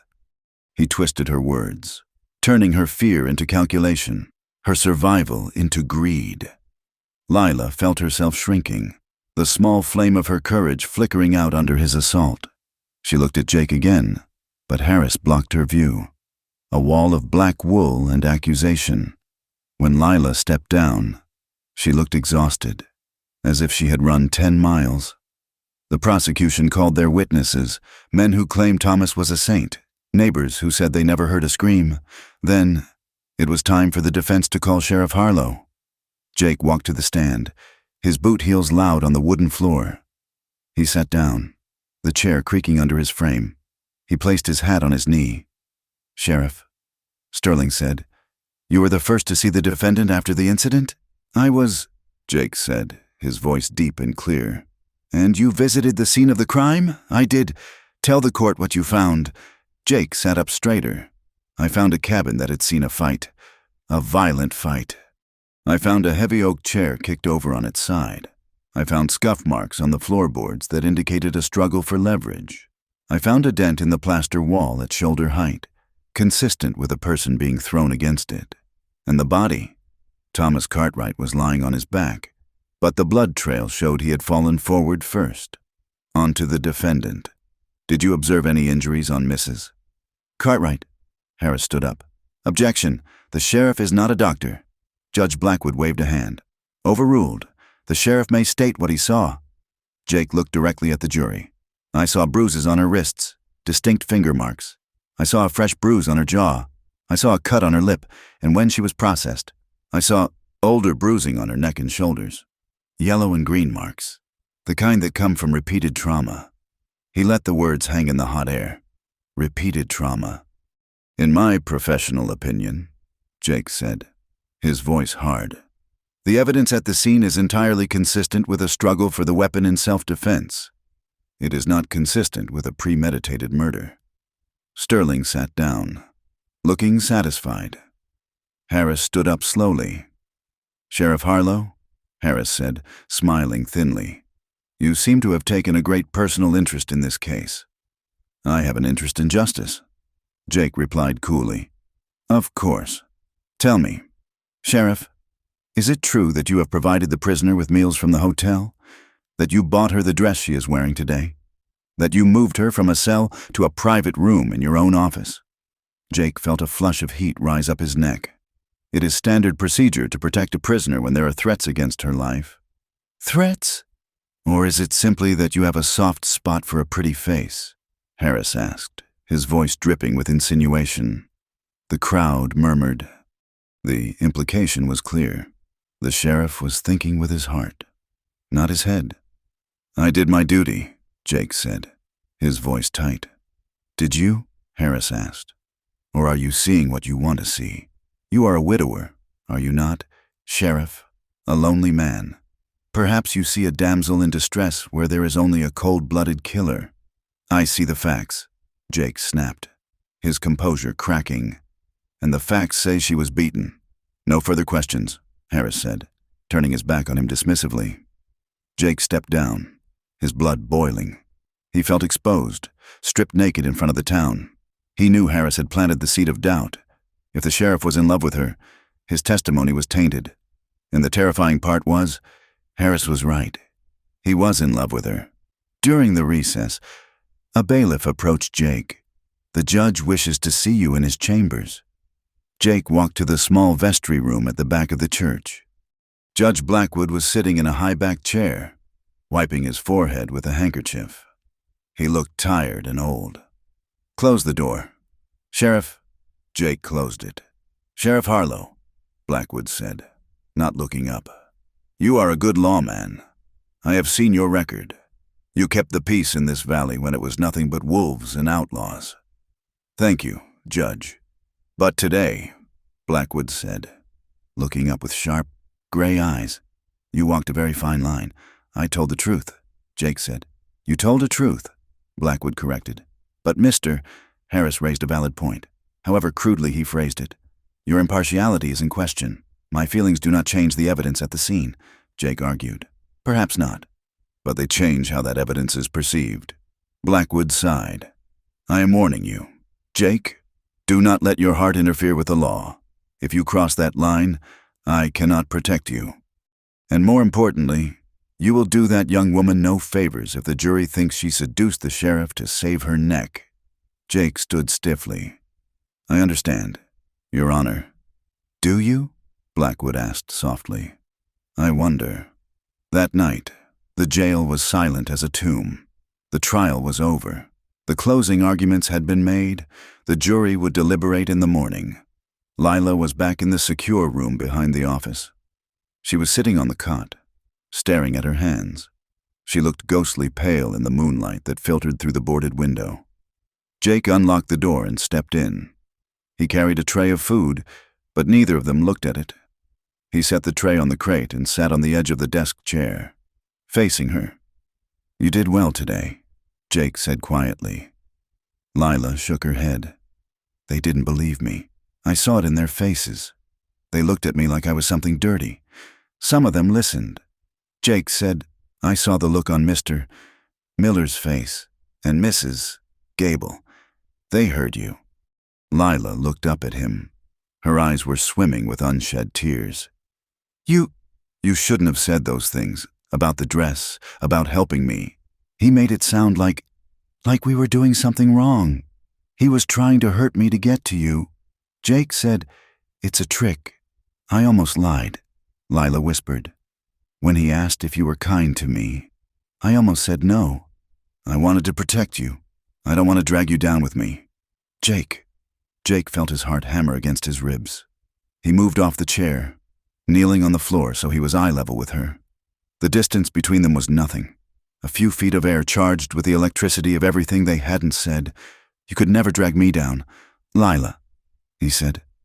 Lila looked at him, her gaze traveling over his face, the scar on his chin, the tiredness in his eyes, the strength of his jaw. "I have been afraid for so long," she said, her voice trembling. "For 3 years. I have been afraid of every sound, every footstep, but when I am here, when you are near me, it is the only time I feel safe." The admission hung in the air, fragile and honest. Jake stopped breathing for a moment. He looked at her lips, then up to her eyes. The urge to touch her was a physical pain, a burning ache in his chest. He wanted to take her face in his hands and kiss the fear away. He wanted to promise her that he would kill anyone who tried to hurt her again. He raised his hand. His fingers brushed the air beside her cheek. Lila leaned into the ghost of the touch, her eyes closing. "Jake," she breathed. He froze. The badge on his chest caught the lamplight. The judge's warning echoed in his ears. "Do not let your heart interfere." If he touched her now, if he crossed that line, he would be confirming everything Harris had said. He would be taking advantage of a prisoner, with a monumental effort of will. Jake lowered his hand. He rested it on the cot beside hers, his knuckles brushing against her skirt. "Lila," he said, his voice rough and low. "I am not going to let them take you. Do you hear me? I will fight until there is no fight left." Lila opened her eyes. She saw the restraint in him, and she understood it. It was a greater act of love than any kiss could have been. "I know," she whispered. They sat there in the silence, the air vibrating between them. Two people on the edge of a precipice, holding on only to each other.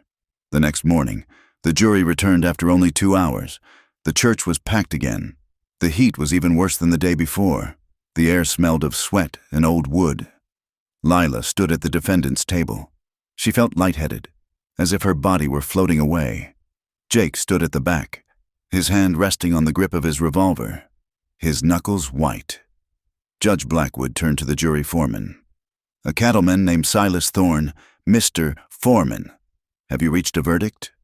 "We have, Your Honor," Thorne said. He did not look at Lila. "Read the verdict." Thorne unfolded a piece of paper. His hands were steady. "We find the defendant, Lila Cartwright, guilty of murder in the 2nd degree." A gasp went through the room. Lila felt her knees give way. She grabbed the table to stay upright. The world went gray at the edges.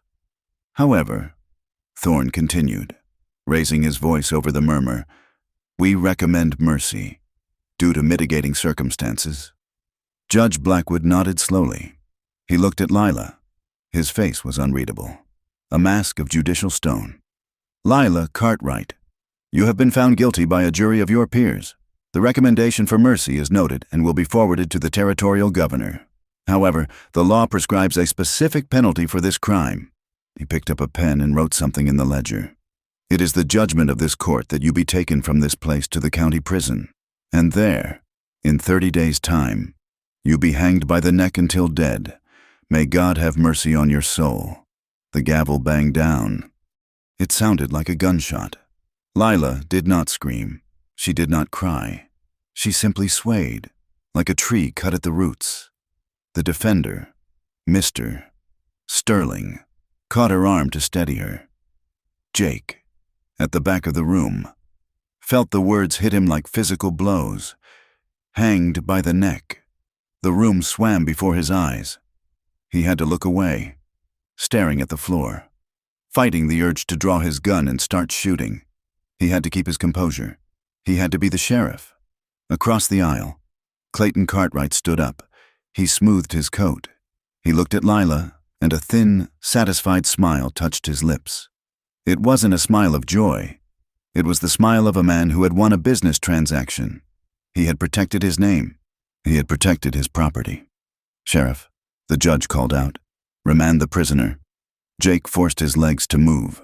He walked down the aisle, the crowd parting for him. He approached Lila.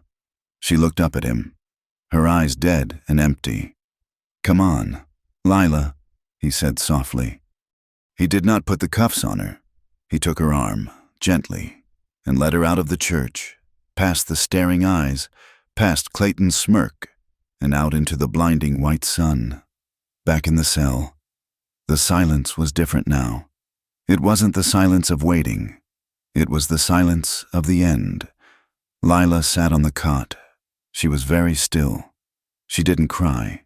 She seemed to have moved beyond tears into a place of cold, numb acceptance. Jake stood by the door. He felt like he was bleeding internally. "I knew," Lila said softly. Her voice was flat. "I knew this would happen. Women like me, we don't get saved. Jake, we don't get happy endings." "Don't say that," Jake said fiercely. "This isn't over. The governor is a friend of the Cartwrights." Lila said, "You know that." She looked at him. There was no accusation in her eyes, only a terrible, crushing sadness. "Thank you for trying. Jake, you were the only one who ever tried." Jake turned away. He couldn't bear the resignation in her voice. He walked into his office and closed the door. He stood in the center of the room. The sun was setting, casting long, blood-red shadows across the floor. He looked at his desk. His badge sat there, gleaming in the dying light. Beside it lay his revolver. He looked at the badge. It represented 20 years of his life. It represented honor, order, the law. It was who he was. But the law had just sentenced an innocent woman to death. The law had bowed to money and power. The law was broken. Jake reached out and picked up the revolver. He checked the cylinder. It was full. He looked at the badge one last time. He felt something inside him harden. It was a cold, iron resolve. He realized, with a clarity that was both terrifying and liberating, that he didn't care about the law anymore. He cared about her. If the law was going to kill her, then he would have to stand against the law. He holstered the gun. He did not pin the badge back on his chest. He left it sitting on the desk. He walked to the window and looked out at the darkening street. The town was celebrating. He could hear laughter from the saloon. Let them laugh, Jake thought grimly. Let them think it's over. He turned back toward the door that led to Lila's room. He had 30 days, but he wouldn't need 30 days. He needed a plan, and he needed to be willing to lose everything. He walked to the door, his hand resting on the latch. He was ready. The rumors started as whispers in the alleyways of Redford, carried on the dusty wind like dry leaves. They were not spoken openly in the saloon or the general store, but they were there, lurking in the shadows where men traded secrets for coin. Jake Harlow first heard the true shape of the danger from Raina. The midwife found him late one evening as he was checking the cinches on his saddle outside the livery stable. She did not approach him directly, but stood near the water trough, waiting until he looked up. "They are moving her," Raina said, her voice low and devoid of inflection. "I know," Jake replied, not stopping his work. "The order came down this morning. Transfer to the territorial prison in Santa Fe. That is the paper story," Raina said. She stepped closer, looking around to ensure the street was empty. "But the story in the dark is different. I heard men talking near the creek, men who work for Clayton." Jake stopped. He rested his hand on the saddle horn and looked at her. "What did they say?" "They said the road to Santa Fe is long and dangerous. Raina said. They said accidents happen in the canyons. They said it would be a shame if the prisoner tried to escape and had to be put down. A cold knot tightened in Jake's stomach. He had suspected it, but hearing it spoken aloud gave the threat a terrifying weight. "Thank you, Raina," Jake said. He left the horse and walked straight to the hotel where Judge Blackwood was staying. The judge was in the parlor, drinking brandy and reading a newspaper from the Capitol. He looked up, annoyed, as Jake marched in, dust trailing from his boots. "Judge, we need to talk about the transfer," Jake said without preamble.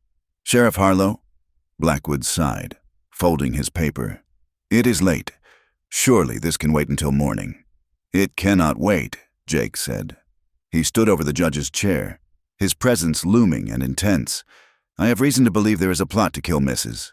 Cartwright during the transport." Blackwood blinked, his expression shifting from annoyance to a guarded wariness. "That is a serious accusation. Sheriff, do you have proof?" "I have word from sources I trust." Jake said, "Clayton Cartwright does not intend for her to reach the prison. He wants her dead, and he wants it done before she can speak to a governor or an appeal board." Blackwood took a sip of his brandy. His hand trembled slightly.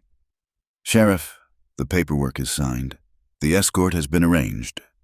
2 deputies from the county seat are arriving in the morning to assist you. Those men are likely bought and paid for." Jake snapped. "Delay the transfer. Keep her here until I can get federal marshals." "I cannot do that," Blackwood said, his voice rising. "The town is a powder keg. If I keep her here, there will be a riot. The law says she must be moved. You will carry out your orders." "Sheriff, if she dies on the road, it is on your hands," Jake said, his voice dangerously quiet. Blackwood looked away, unable to meet the sheriff's gaze. "It is out of my hands. Jake, do your duty." Jake walked out of the hotel, the taste of bile in his throat. The law was not just broken. It was rotting from the inside out. He stood on the boardwalk, looking down the dark street toward the jail. He was alone. He went to the office and unlocked the door to the back room. Lila was awake, sitting on the edge of the cot. She looked up as he entered, her eyes large and luminous in the dim light. She saw the look on his face immediately. "What is it?" she asked. Jake pulled the chair over and sat down, leaning forward, his elbows on his knees. He looked at her, memorizing the curve of her face, the way the shadows fell across her cheekbone.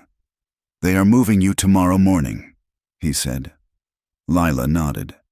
"To the prison." "I know." "No," Jake said. "That is what they say, but I don't think you are meant to get there." Lila went very still. She didn't gasp or cry out.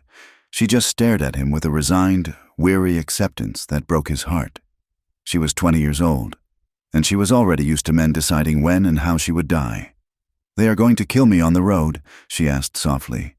"They are going to try," Jake said. "They will claim you tried to escape. It's a clean way to tie up loose ends." Lila looked down at her hands. "I am tired. Jake, I am so tired of being afraid. Maybe it is better this way." "No," Jake said fiercely. He reached out and took her hands in his. Her skin was cool, her fingers slender against his calloused palms. "No, you listen to me. I am not going to let that happen." "What can you do?" Lila asked, looking at their joined hands. "You are one man against the whole town. I am the man who is going to be in that wagon with you," Jake said. "And I am going to ask you something, Lila, and I need you to answer me honestly." She looked up, meeting his blue eyes. "If I give you a chance to run," Jake asked, his voice rough, "will you take it?" Lila hesitated. She looked at him, searching his face.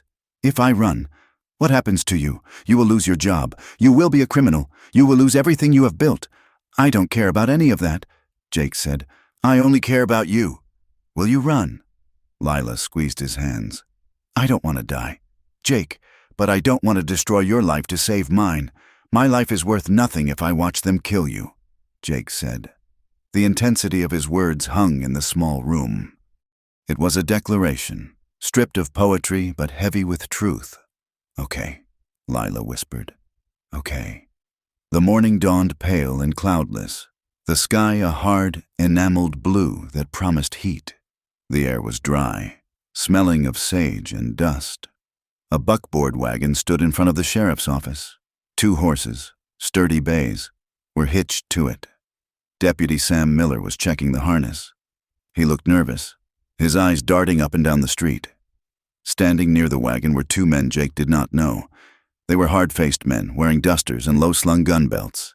They introduced themselves as Cobb and Slater, deputies from the county. Jake noted the way Slater's eyes moved constantly, scanning the rooftops, and the way Cobb kept his hand near his hip. "Bring the prisoner out," Cobb said, spitting a stream of tobacco juice into the dirt. "We are burning daylight." Jake went inside. Lila was standing by the desk. She wore the blue dress, now dusted with the grime of the jail. "Turn around," Jake said softly. He placed the shackles on her wrists. He made a show of locking them tight, but he had filed the pin on the locking mechanism the night before. It would hold, but a sharp blow or a strong twist would spring it. "I am sorry," he whispered. "Do what you have to do," Lila said. He led her out into the bright morning light. A few early risers stopped to watch. There were no shouts today, only a heavy, sullen silence. Jake helped Lila into the back of the wagon. He sat beside her. Cobb took the reins, and Slater mounted a horse to ride alongside. Sam rode on the other side, looking pale. The wagon lurched forward, the wheels grinding in the dirt. They rolled down the main street, past the saloon, past the church where she had been condemned, and out onto the open prairie. The journey was tense. The only sounds were the creak of the wood, the jingle of the harness, and the steady rhythm of hooves. The land opened up around them, vast and indifferent. To the west, the red rock canyons rose like jagged teeth against the sky. Jake watched Cobb's back. He watched Slater riding point. He saw them exchange glances, small nods, subtle shifts in posture. They rode for 2 hours until the town was just a smudge on the horizon. The road dipped into a dry wash, a narrow canyon with high walls of sandstone that blocked out the sun. The shadows were deep here, and the air was cooler. "This is it," Jake thought. He shifted his position on the bench, sliding his hand toward the knife he kept in his boot. Cobb slowed the wagon. "Whoa, there," he muttered, pulling on the reins. "What's the trouble?" Sam asked. "Riding up. Wheel feels loose," Cobb said. "Better check it." It was the signal. From the ridge above, a gunshot cracked. The sound echoed off the canyon walls like a thunderclap. A bullet struck the wood of the wagon inches from Jake's head, sending splinters flying. "Ambush!" Slater yelled, but his voice lacked surprise. He spurred his horse, riding toward a cluster of rocks, supposedly for cover. But he didn't draw his gun. Jake moved. He didn't reach for his revolver. He grabbed the chain of Lila's shackles. He pulled a heavy iron key from his pocket, not the real key, but a tool he had prepared, and jammed it into the mechanism, twisting violently. The lock sprang open. "Get down!" Jake roared, shoving Lila to the floorboards of the wagon. Gunfire erupted from the rim of the canyon. 4 or 5 men were up there, hidden in the rocks. Bullets kicked up spurts of dust around the wagon and whined off the iron wheel rims. Sam Miller, confused but reacting with the instinct of a trained deputy, drew his gun and fired back at the ridge. "They're pinning us down!" Sam shouted. Jake drew his Colt. He reached under the wagon seat and pulled out a second revolver, a spare he had stashed there. He shoved it into Lila's hand. "Do you know how to use this?" Jake yelled over the noise. "I know." Lila shouted back. She was pale, shaking, but her eyes were fierce. Jake looked at Cobb. The driver had jumped down and was crouching behind the horses, but he wasn't firing. He was waiting. Jake realized with a sick certainty that the men on the ridge weren't trying to hit Cobb or Slater. They were aiming for the wagon bed. "Watch the ridge," Jake shouted to Lila. "Keep your head down." He leaned over the side of the wagon and fired 3 shots in rapid succession, forcing a rifleman on the cliffs to duck. Lila scrambled to her knees, using the wooden side of the wagon for cover. She saw a movement to her left, a rider coming down a narrow goat path, trying to flank them. She lifted the heavy pistol. Her hands trembled, but she locked her elbows. She remembered the weight of the gun in the cabin. She remembered the explosion. She squeezed the trigger. The gun bucked in her hand. The shot went wide, but it was close enough to spook the horse. The rider fought to control his mount.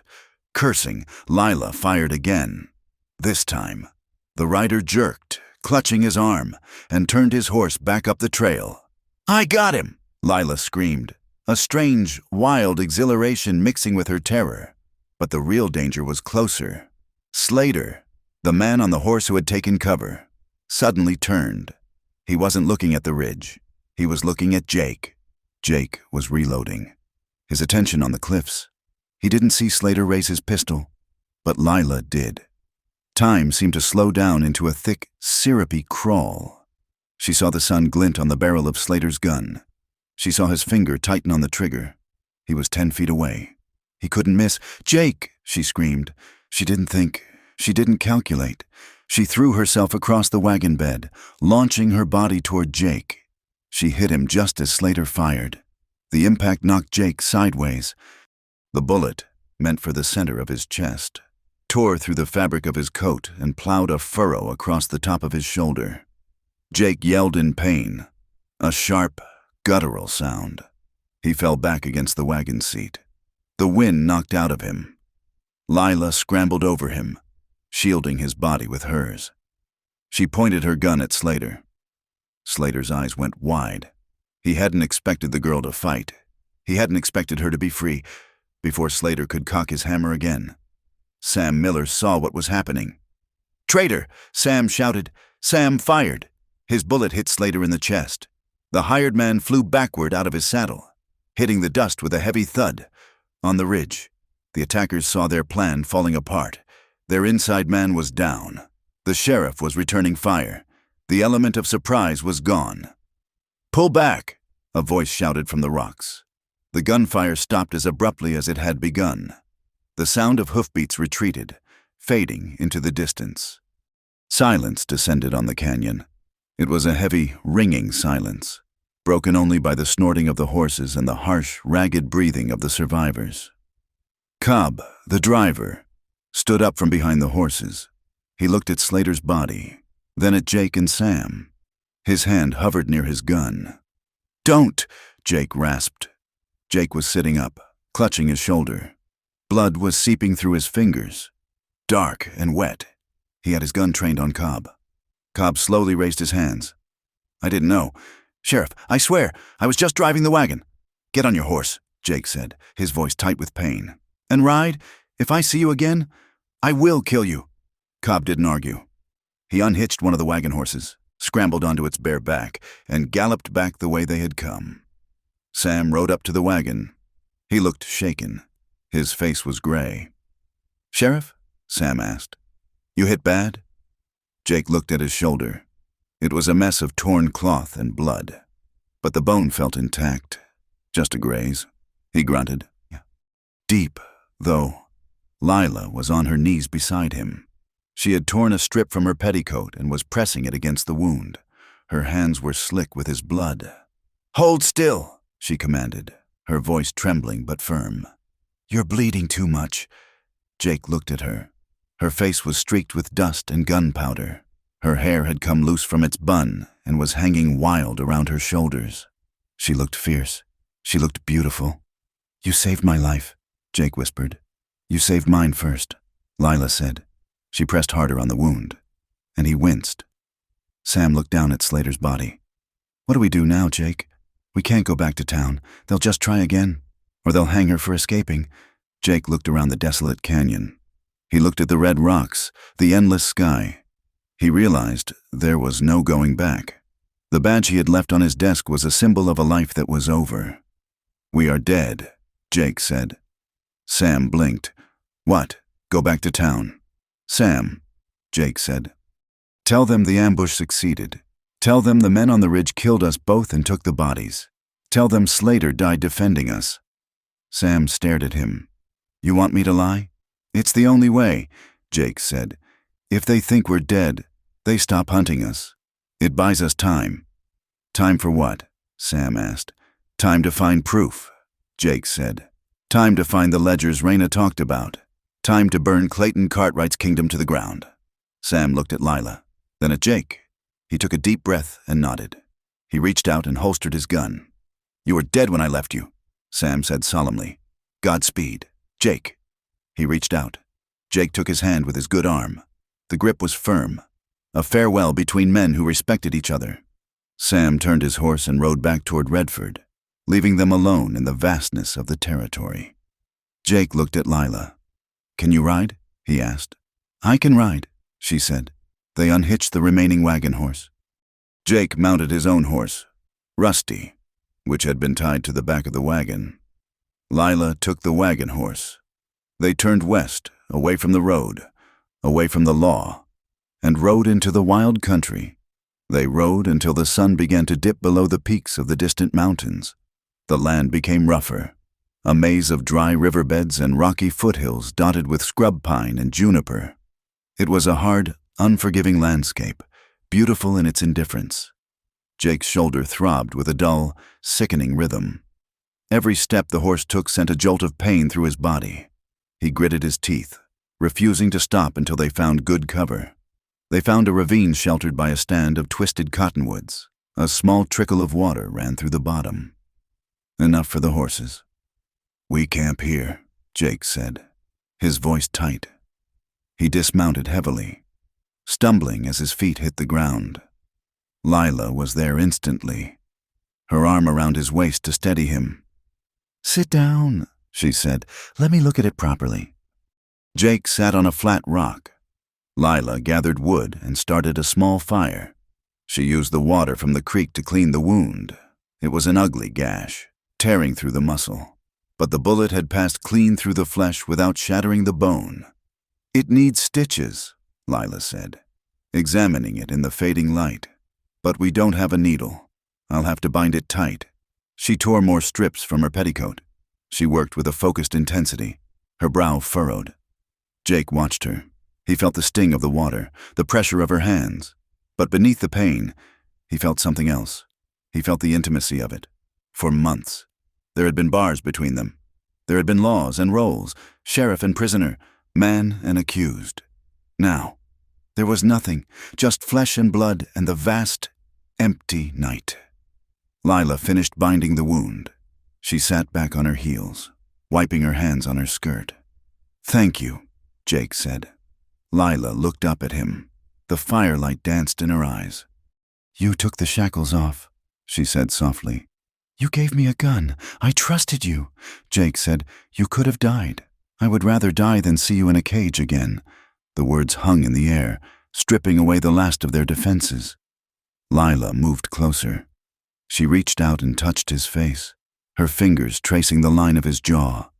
I was so scared, she whispered. When I saw him aim at you, I thought I lost you, and I realized. She stopped, her voice catching. What did you realize? Jake asked. I realized I don't want to be safe if you aren't there, she said. Jake reached out with his good arm and pulled her close. She came willingly, burying her face in his neck. He could feel her trembling. He breathed in the scent of her, dust and sage and woman. It was cold in the ravine. The temperature dropped rapidly as the sun vanished. They had one blanket, the worn wool roll from behind Jake's saddle. We need to sleep, Jake said. We have a long ride tomorrow. He spread the blanket on the ground near the fire. Lila lay down, curling onto her side. Jake lay down behind her, careful of his shoulder. At first, they lay stiffly, a few inches of cold air between them, but the wind picked up, moaning through the ravine, cutting through their clothes. Come here, Jake murmured. Lila shifted backward, pressing her body against his. Jake wrapped his good arm around her, pulling her tight against his chest. The contact was electric. They fit together as if they had been carved for this moment. Jake rested his chin on the top of her head. He could feel the beat of her heart against his arm. Lila turned in his embrace so she was facing him. Her face was inches from his. In the starlight, he could see every detail, the dark lashes, the small scar on her lip, the depth of her eyes. "Jake," she whispered. "What happens now?" "We survive," Jake said. "We find the proof. We go back." "And if we don't?" she asked. "If we die out here, then we die free," Jake said. "And we die together." Lila looked at him, her eyes searching his. "I don't know if I can be brave enough." "You are the bravest person I know," Jake said. He meant it. He saw the woman who had endured 3 years of hell, who had stood up in court, who had thrown herself in front of a bullet. Lila let out a shuddering breath. "I don't regret it," she said. "Killing Thomas, I don't regret it, and I don't regret running with you." Jake looked at her lips. The desire that had been simmering for weeks, held back by iron bars and moral codes, suddenly flared up, hot and undeniable. "I don't regret choosing you," he said. "I would do it 1,000 times." He leaned in. Lila lifted her head to meet him. Their lips touched. It wasn't a gentle kiss. It was desperate. It tasted of fear and dust and blood. It was a collision of two broken people who had found the only thing that made sense in a world gone mad. Lila's hands clutched at his coat, pulling him closer. Jake groaned low in his throat, his hand tangling in her hair. They kissed as if they were trying to breathe life into each other, as if this contact was the only thing anchoring them to the earth, when they finally broke apart. Breathless and dizzy, they stayed close, foreheads resting together. "I love you," Lila whispered. It was a terrified confession. "I love you," Jake answered. They didn't move further. The exhaustion of the day, the pain of the wound, and the sheer emotional weight of the moment held them in a suspended state of grace. They lay there, wrapped around each other, limbs tangled, holding on as the fire burned down to embers. The wind howled through the ravine, a lonely, desolate sound, but under the rough wool blanket, for the first time in years, neither of them felt alone. They fell asleep in each other's arms, fugitives in the wilderness, bound by a love that was as dangerous and necessary as the air they breathed. The land did not care about their names or their crimes. It was a vast, indifferent ocean of sagebrush and sandstone, stretching out under a sky that seemed too big for the earth beneath it. For 7 days, Lila and Jake were nothing but two specks moving across this enormity, stripped down to the raw essentials of survival. They traveled mostly by night to avoid the glint of sun on metal that might betray them to a watcher on a high ridge. They picked their way through dry riverbeds, where the stones clattered like bones under the horses' hooves. They rode across high, wind-scoured flats where the dust tasted of ancient salt. Hunger became a constant companion, a dull ache in the belly that sharpened the senses. Thirst was a sharper pain, alleviated only by muddy water from hidden springs Jake remembered from his days hunting outlaws in the deep territory. But in the crucible of this hardship, the bond between them hardened into something unbreakable. They spoke little while they rode, saving their breath for the trail. But in the quiet moments of camp, a new language developed between them. It was a language of small gestures. It was the way Jake handed her the canteen, his fingers lingering for a second on hers. It was the way Lila checked the bandage on his shoulder every evening, her touch gentle and sure, her eyes scanning his face for signs of fever. Jake's wound was healing, knitting together into a puckered red scar, but it stiffened in the cold mountain air. One afternoon, as they climbed a steep, shale-covered trail that crumbled underfoot, Jake stumbled. Lila was there instantly, her hand pressing firmly against the small of his back, steadying him. "Lean on me," she said, her voice wind-roughened but steady. "I am too heavy for you," Jake grunted, though he did not pull away. "You carried me when I was in a cage." Lila said, "I can carry you up a hill." They looked at each other then, breathing hard in the thin air. Jake saw the dirt smudged on her cheek, the way her hair had escaped its pins to hang wild around her shoulders. He saw a strength in her that awestruck him. She was no longer the trembling girl in the kitchen. She was a partner. "We are almost to the pass," Jake said softly. "And then it is down into the timber." They made camp that night beneath a limestone cliff that held the heat of the day long after the sun had set. They had shot a rabbit and roasted it over a small, smokeless fire. The meat was tough, but to them, it tasted like a feast. After they ate, the silence of the wilderness settled around them. The stars were coming out, thousands of them, crowding the darkness with a brilliance that made the head spin. Lila sat with her knees drawn up, staring into the dying embers.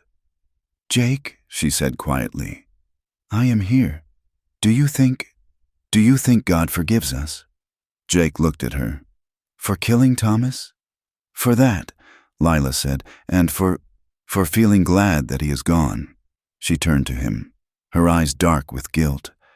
"I feel a lightness, Jake. Every morning when I wake up and I don't have to listen for his boots, I feel like I am floating. But then I remember that I put a bullet in his heart. Is it wicked to feel free because someone else is dead?" Jake moved closer to her on the hard ground. He reached out and took her hand. His palms were rough, calloused by years of rope and rain, but his touch was tender. "Lila," he said, his voice low and rumbled like the earth itself. "You were in a trap. A wolf that chews its leg off to get out of a trap feels pain. Yes, but mostly it feels relief that it can run again. That is not wickedness. That is life wanting to live." He squeezed her hand. "Thomas built his own end, brick by brick. Every time he raised a hand to you, you just closed the door on it." Lila looked down at their joined hands. A tear slipped down her nose and fell onto his wrist. "I never thought I would be happy," she whispered. "I thought my life was over the day my father sold me. But out here, with you, I feel like I am finally starting." Jake felt his heart constrict with a fierce, overwhelming emotion. He looked at the woman beside him, a fugitive, a widow, a killer in the eyes of the law, and he knew he would burn the world down to keep her safe. "Lila," he said. She looked up. The firelight caught the gold in her eyes. He didn't need to ask. He saw the answer in the way she leaned toward him, the way her breath hitched. He reached out and cupped her face in his hands. Her skin was cool, dusty, and perfect. He lowered his head and kissed her. It started gentle, a question asked and answered.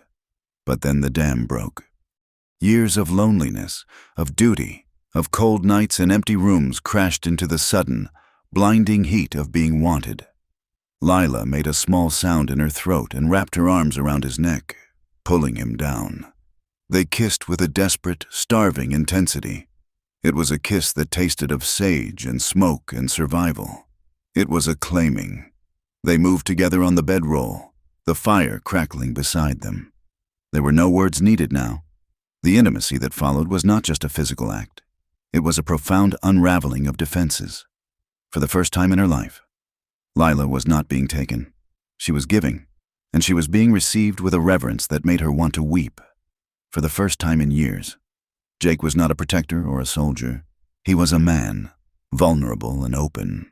They lay together under the vast, uncaring sky, skin against skin, heart against heart.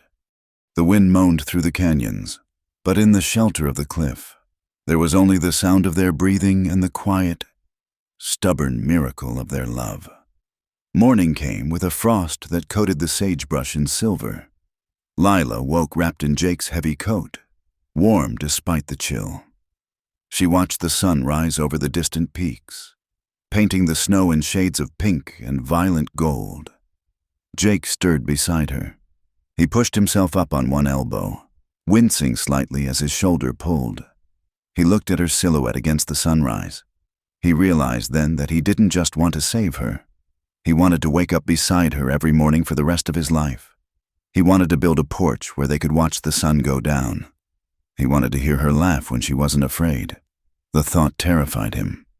Hope was a dangerous thing to carry when you were a hunted man. "We have to move," Jake said, his voice rough with sleep. "The line shack is a half-day ride from here." They saddled the horses in the crisp air. The intimacy of the night before had not vanished. It had settled into a comfortable, solid weight between them. The journey to the line shack was brutal. They had to cross a river that ran white and fast with snowmelt. The water was numbing, cutting like knives against the horses' legs.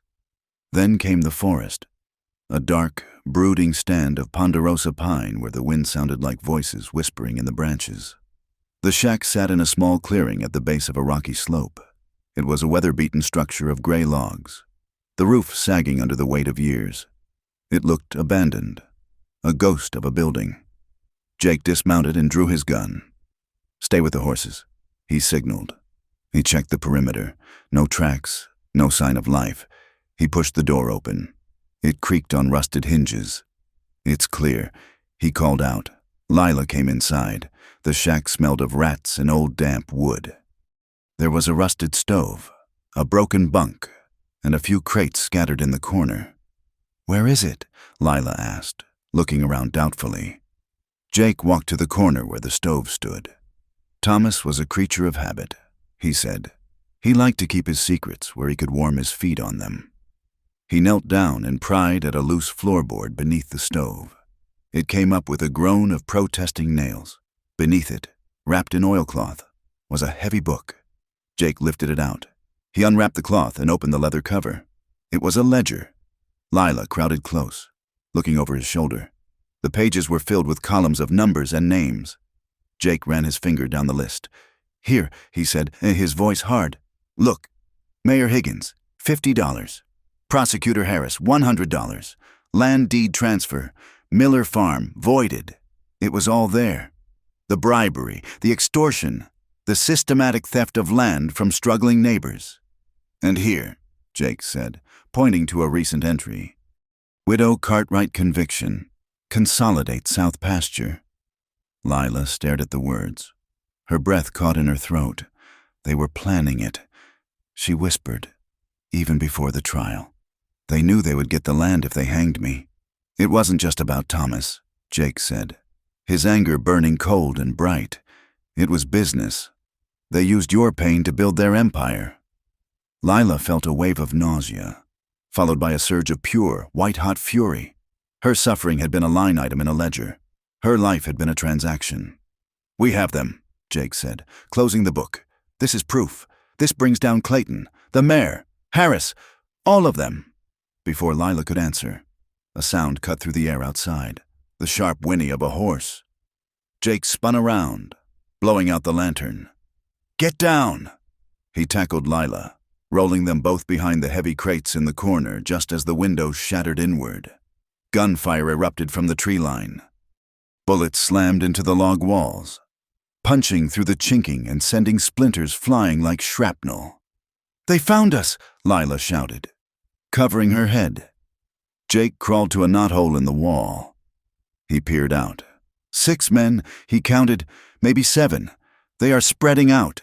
He looked at Lila. He handed her the spare revolver. "Are you ready to fight?" he asked.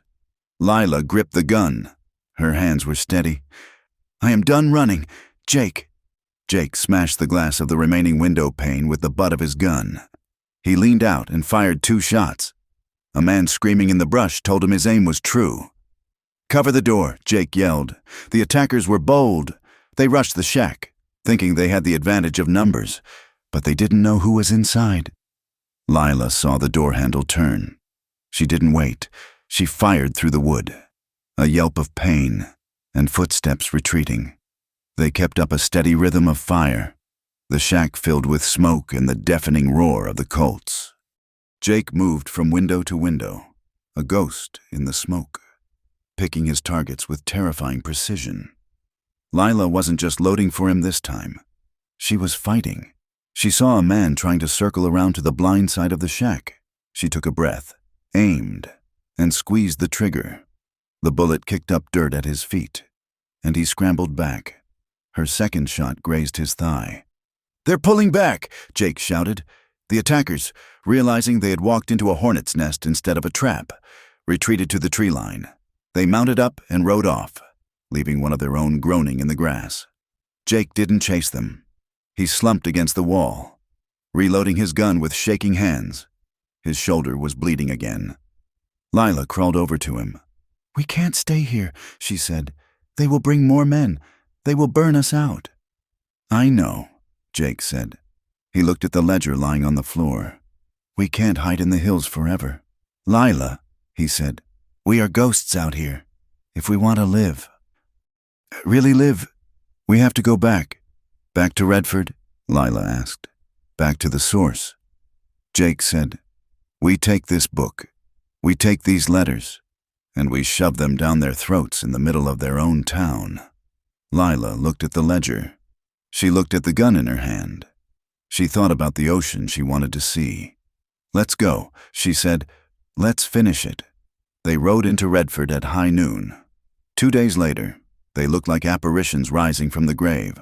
Their clothes were torn and stiff with dust. Jake's coat was stained with dried blood. Lila's hair was a tangled mane, her face sun-browned and fierce. They rode straight down the center of the main street. The town went silent.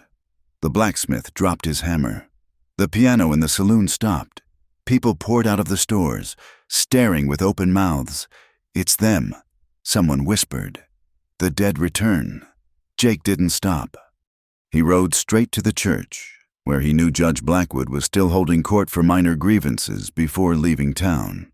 He dismounted and helped Lila down. She held the ledger against her chest like a shield. They walked up the steps of the church. Jake kicked the doors open. The courtroom was half full. Judge Blackwood was on the bench. Clayton Cartwright was sitting in the front row. Looking bored. Prosecutor Harris was shuffling papers. They all froze as Jake and Lila marched down the aisle. "Sheriff," Blackwood stammered, his face draining of color. You are dead. The report said, the report was a lie." Jake's voice boomed, echoing off the rafters. "Just like everything else in this town." Clayton stood up slowly. His eyes narrowed. "You should have stayed dead." "Harlow." Jake ignored him. He turned to the crowd that was pressing in through the open doors. "I have evidence," Jake shouted. "Hard evidence of extortion, bribery, and conspiracy to commit murder." He pointed to Lila. She stepped forward and slammed the ledger onto the judge's bench. "Read it," she cried out, her voice ringing clear and strong. "Read what my husband and his brother did to this town." Blackwood looked at the book. He opened it. His eyes went wide. This is Thomas Cartwright's handwriting," he murmured. He began to read. He read the names of the farmers who had been bullied into selling. He read the amounts paid to the mayor. He read the payoff to Harris to ensure a guilty verdict. Murmurs of shock rippled through the room. Men looked at Clayton, their expressions shifting from fear to anger. "Lies!" Clayton roared. He stepped out into the aisle. "It is a forgery. She wrote it herself. I can vouch for that writing." A voice came from the back. It was Mrs. Hensley. She stood up, her hands trembling but her chin high. "And I can vouch that Thomas kept such a book. I saw it once when I came to pay my husband's debt. And I saw the bruises." Raina, the midwife, shouted from the doorway. "I saw the baby he killed. Suddenly, the dam broke. A cowboy stood up. I was there when Clayton paid the men to ambush the wagon. I heard him give the order." The town turned. The fear that had held them silent for years evaporated in the face of the truth. "Arrest him," someone shouted. Harris, the prosecutor, saw the tide turning. He grabbed his briefcase and bolted for the side door. "Stop him!" Jake yelled. 2 townsmen grabbed Harris before he could reach the exit. Clayton Cartwright stood alone in the center of the aisle. He looked at the town he thought he owned, and he saw only enemies. He looked at Jake, and he saw his death. "You think you can take me?" "Harlow?" Clayton snarled. "You are nothing but a traitor with a badge. I am not a sheriff today," Jake said quietly. He reached up and unpinned the star from his chest. He tossed it onto the floor. It skidded across the wood and stopped at Clayton's feet. "I am just a man," Jake said.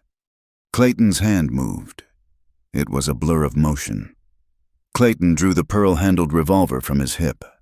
But Jake had been a soldier before he was a sheriff. He didn't draw with a flourish. He drew with economy. 2 shots rang out, so close together they sounded like one long crack of thunder. Jake jerked back, clutching his side. A line of red appeared on his ribs. Clayton Cartwright stood still for a second. He looked surprised. He looked down at the dark hole in the center of his chest. He opened his mouth to speak, but no sound came out. He fell forward, hitting the floor with a heavy, final thud. The dust rose up around him. Silence filled the church. Jake stood swaying, his gun smoking in his hand. Lila ran to him. "Jake! I'm all right," he wheezed. "Just a scratch." He missed the important parts. Judge Blackwood stood up. He looked at the ledger. He looked at the dead man on the floor. He looked at the angry town. "Order!" he shouted, banging his gavel. "Order!" He looked down at Lila. "In light of this new evidence, and the clear corruption of the prosecution, the verdict against Lila Cartwright is vacated. She is innocent of murder. The killing of Thomas Cartwright was an act of self-defense. Case dismissed." A cheer went up from the crowd. A wild, cathartic sound.